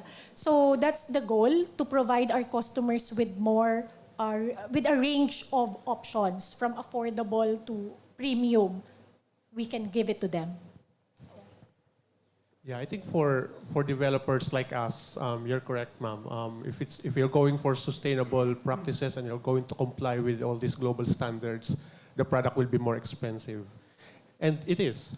But I think it will all stem up from how you explain this, how you develop the awareness of going into these better solutions. Because what we explain, for example, if you're developing an office building or a retail, there will be solar panels, there will be more efficient water systems. Windows will be more expensive because those will be double glazed. But what we explain to them is the life cycle cost of the building. Because once they implement these technologies, their operations cost will be very low. And tenants that wants to locate in your building will be more attracted to you because they'll have more profit because their operational cost is low, thereby ensuring that the occupancy of your retail or the occupancy of your office is always almost fully occupied because of that factor, and the returns are bigger. So it's more of this awareness, and that top management also understands, especially that we are coming from a culture of really sustainable design first, sustainable design first, sustainable design first. So I think that's something that's accepted in the company. And once locators knows you or recognize you as the practices this, same with Ayala, then they'll prefer you. So I think that's the value of it. And with regards to the cost, if they lease with us, it's the same. It's just the same. So it's not more expensive than other estates that practices less than what we do. Sir Eric? Yeah, if I can just chime in, I think there's an angle here on collaborating or partnering with your customers. So for example, I think engineers would love this. Renewables, it's not perfect. Mura ang kuryente supplied by solar during the day. Pero sa gabi, walang araw, di ba? Mahal yung kasi if you incorporate battery storage, magmamahal. So what's the so what? What's the solution? So we work with our partners and say, look, if you can adjust your demand, your load, and there's a lot of technological advancements already on the so-called demand response. I'm sure in the industrial parks they do this, no? Whether it's mga Bitcoin mining, maganda yan sa demand response. You can easily switch on and off your even customers. When the day comes that retail competition reaches the households, ngayon hindi pa umaabot sa households, but when it does, you can do that. You can buy cheaper during the day when the sun is shining, be it from your solar panels like what Watson's does, or from your renewable energy supplier through the transmission grid. No? And then dun kayo maglalaba, magpa-plancha, etc. During the day. And then at night, wag kayong maglaba at plancha sa gabi kasi mahal ang kuryente. So there are ways to optimize as well. No? Thank you. I'd like go to ahead. add one more point, no, yung sa one I think is how much the customer is willing to pay the premium, di ba? So that's one. There are certain thresholds naturally. The other one naman is yung sinabi nga na yung dapat tingnan natin yung full life cycle cost nung di ba of adopting a new thing or adopting a change, no. Nung September, alala ko lang, there's an example that yung aming distribution utility, yung Davao Light, Visayan Electric, sinimulan na nila yung electric vehicle transformation, di ba? So tinatanong nung mga kasamahan namin sa magkano ba yung sasakyan, di ba? Mas mahal. It's an electric vehicle. It's more expensive, di ba? Oh, why the hell are you doing it? Why are you, di ba, adopting electric vehicles? For the full life cycle nung sasakyan, mula nung binili hanggat ito ay ireretiro, maybe about 7 years later, mas mura ang cost of running an electric vehicle per kilometer. At lalong-lalo na dahil ito ay commercial vehicle, yung sasakyan na yun ay ginagamit araw-araw mula alas 8 hanggang maybe past 5 p.m. every day. Diba? And thus, although the initial cost is higher, double glazed windows, insulation, solar panels on the roof, diba? Pero dun sa pangkalahatang paggamit na yan, throughout the life cycle of the item, it might make sense. So yun. So it really is about the long-term effects. Parang initially baka mas mahal, pero when you think about nga yung long-term effects on the planet and even in your pockets, eventually parang bawi-bawi, it equalizes everything. Before we go on to our last questions from Sir Jonat, I want to ask a question that's relevant to our students here because they are existing college students. Some I asked, what was your course? Accounting. One was nursing. If they were to take a second course because they want to be involved in sustainability or consider a job in any of the companies here, sabi nga ni Sir Eric, he is recruiting. What are the types of courses, aside from, kasi given yung environmental science, diba? What are the usual courses they should take for them to even get an interview and be considered to eventually work for the sustainable areas of your own companies? Ako na muna sige, syempre si Dean. Si Dean, alam yan. Okay, Dean. Advertise. First, I'd like to thank the companies for hiring our graduates. We offer energy engineering. I think we have many graduates in ACEN and we look forward to collaborating with you. Hindi, joke lang. So, why not? Engineering, I think. So, engineering daw. Do we have engineering students in the house? Can you? Okay, yes. There. We have several. That's great. But sige, go ahead. No, put on the spot pa kayo. Go lang. Yeah, I think I agree. Engineers. Engineers. Yeah, but I believe any course the one will do. Yeah, especially management. Management. I would think the obvious answer is yung mga courses na may kinalaman sa STEM, STEM, no? Science, Technology, Engineering, Math. No? That's the easy answer. Pero, nakwento ko nga kay Ding Tonet kanina, tsaka kay Jonathan, no? The industry will need, not just the power industry, no? I'm just I think society in general will need all forms of we still need artists, we still need journalists, still need communicators, no? And I was reflecting on what Eric's final slide kanina, the three things, diba? If I were to add the fourth thing there is stay informed. Diba? Kahit ano pa man ang inyong tapusin na career, Eric was saying na dapat remain inquisitive, right? And idealistic. But more so, please stay informed. No? Be always aware of the truth, diba? Seek the truth, be better informed, and thus, to Eric's third point, use that to guide your actions. So yan, that's what I think that's needed. To me, I'm indifferent in terms of courses because this journey, this challenge we have is so multifaceted. It's multidisciplinary. And to Sui's point, this generation is so fortunate, unlike our generation, because information is in your fingertips. Padating pa si AI, di ba? So, it's a whole new different world. The consumption of knowledge, absorption of knowledge is just so different. It's in a very different level. So you're fortunate, make good use of it. Just make sure that your sense of wonder, that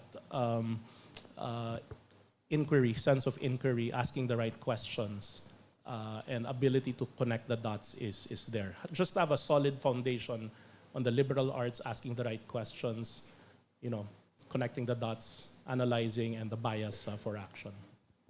Ms. Sharon? Yeah, for me to share, in Watson's, our sustainability team is a cross-functional team. So I lead the overall sustainability initiative, but the pillar leads are from different departments. So for example, the planet pillar is from our finance controller.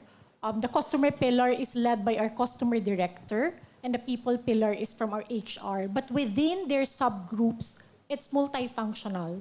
So there's no specific course really. I think it's more of the intent to be sustainable, as we plan to integrate sustainability in all aspects of our operations. Okay, thank you very much. Sam?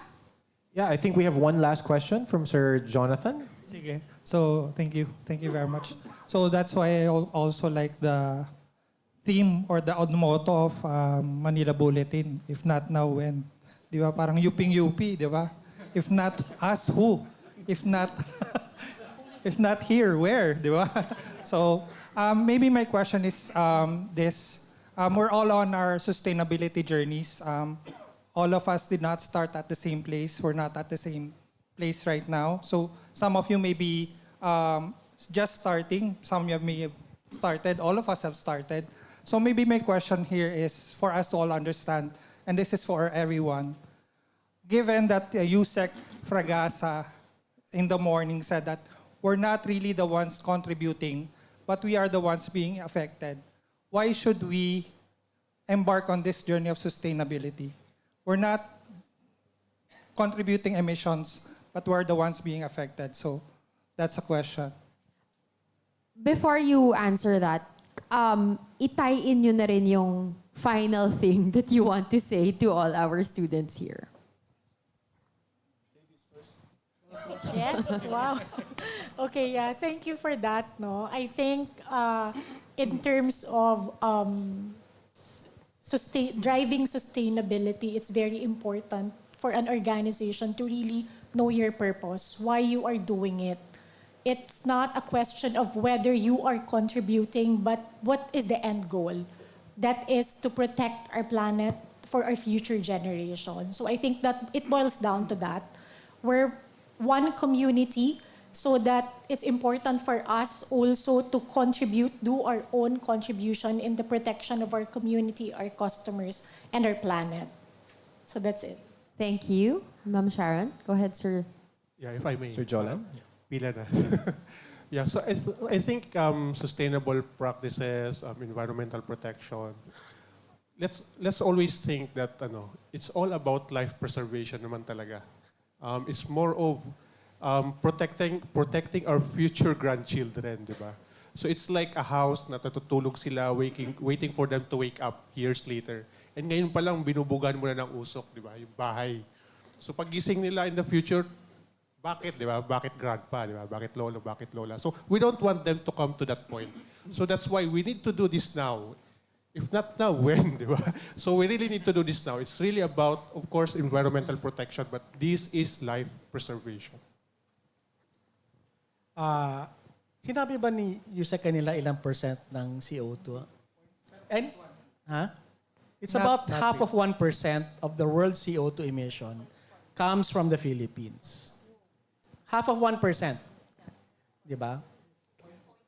Oh, there you go. 0.48%. Di ba? Half of 1%. Even, sabi ko nga minsan sa mga kasamahan ko sa work, even if mabura ang Pilipinas sa, will climate change? Hardly at all. It's really not our fault. Di ba? But the thing is, and binanggit to ni Eric kanina, it's about collaboration, di ba?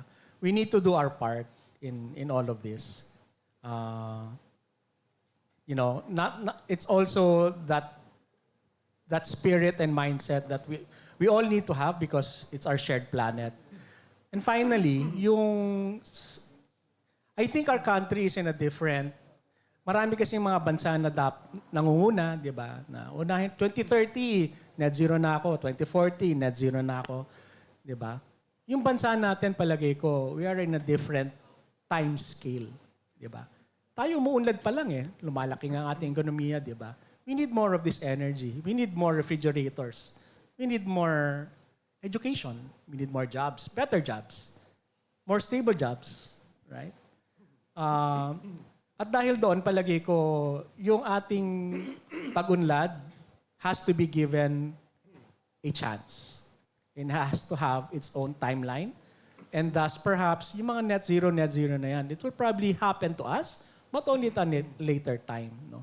Because there's something that greater imperative for us. And that is human development, ang prosperity ng Pilipino. I'm starting to sound like a UP student again, right? I studied there in the College of Engineering. But yun lang and I think finally, my point that I made in the last question was, stay informed, di ba? And let the being informed guide your informed decisions, di ba? On what you should do, or should you do collectively with your family and friends. So yeah, that's my final sustainability message. Thank you. And Sir Eric? Yes, when people talk about sustainability because of the strong campaign on environmental protection, net zero, and so forth, people most of the time equate sustainability with net zero, caring for the environment. That's all good, obviously. But let's not forget that it's also about people and social impact. It's about trying to bring people out of poverty. It's about being inclusive. It's trying to get to more equitable life for most people here on Earth. It's about impact on community and so forth. So let's not forget about that. And again, it's not a matter of doing everything, but again, going back to the sense of purpose that I ask each organization and each person to soul search. What is your sense of purpose? And don't try to do everything.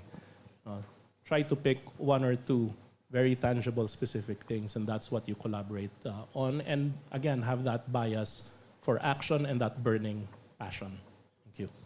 All right, and I think that was a very fitting message. Thank you, Sir Eric, and of course, thank you to all of our speakers, our panel, and our professors as well here for the panel questions.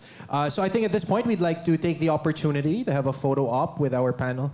And of course, so thank you very much once again to our panelists. We have Sir Eric, Sir Sui, Sir Jolan, and Ma'am Sharon, and of course, Dean Tonette and Sir Jonats.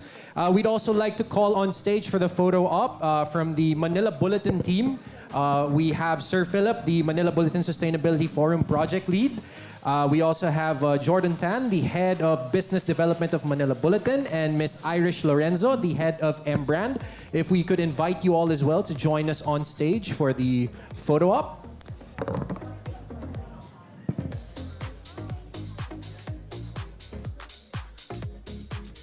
All right. So do you need us to come forward? All right, everybody, if we can step forward just a bit and group up. Okay. All right, I believe our photographers are ready. Say sustainable! Sustainable! Nakasmile eh. Sorry.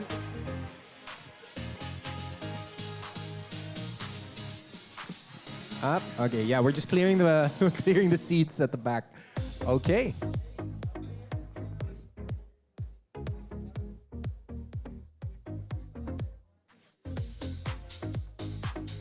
Right after this, there will be a video that we're gonna play. So please do stay where you are, everyone. Okay, one round of applause. Another round of applause to all our guests and our speakers. Thank you very much. Mr. Manuel Rubio, Mr. Sui Suarez, Miss Sharon, Sir Jolan, and Sir Eric of ACEN. Also, thank you to our reactors, Dean Tonet and Sir Jonat. Pretty much sums up our first day of the Manila Bulletin Sustainability Forum. Exactly. If not now, when? Pag tinagalog natin yan, if hindi, Kung hindi ngayon, ngayon, kailan? Kailanman. Paano yung addressing the urgency to go sustainable? Dalian mo na, kailangan maging sustainable ka na. Okay, but with that, Sam, we still have raffle winners and we have extra surprises. So stay where you are. Okay. Yes, we do. So just to quickly continue the raffle winners that we mentioned kanina. So congratulations to Carl Soriano. Is Carl here? Carl Soriano, John Lawrence Cabandong, Mali de la Cruz Aquino, Michelle Gallardo, Froylin Pagayatan. We also have Alexander Bernas, Luis Diego, Adrian Abad, Lady Sofia Molina, Sean Allison de la Cruz, and Ken Guy Malungo. But also, aside from the fact that you can win IKEA GCs and our very stylish tote bags, you will also get prizes from Coca-Cola and Cadbury. So, parang na-excite bigla sa online feedback form, alam nyo na yan. At you have to be here tomorrow. No, not here. But we're gonna announce later in just a bit. But what I wanna know is, napaisip ba kayo? Did you think about it? Like, how can I be more sustainable even at home? Yes? Yung totoo? Yes, okay. Just making sure. Kasi ako, napaisip ako, Sam, did you really start to think about how to be more sustainable? Yes, definitely. Tsaka paano, like for example, how as an individual we can contribute to that, diba? I mean, of course, big things were discussed earlier by corporations, by policies and government. But at the end of the day, it's also our individual contribution that plays a big part in that. And when everybody's doing their part, it all comes together. So, yeah. And with that, we will come together again tomorrow, day 2 of the Manila Bulletin Sustainability Forum, if not now, when addressing the urgency to go sustainable at 9 a.m. here at the Malcolm Hall, College of Law, UP Diliman. Yep. Okay. With that, I'm Mika Pineda. And I am Sam Thurman. I hope you all learned something today. And we'll see you all tomorrow. And enjoy the rest of the day, everybody.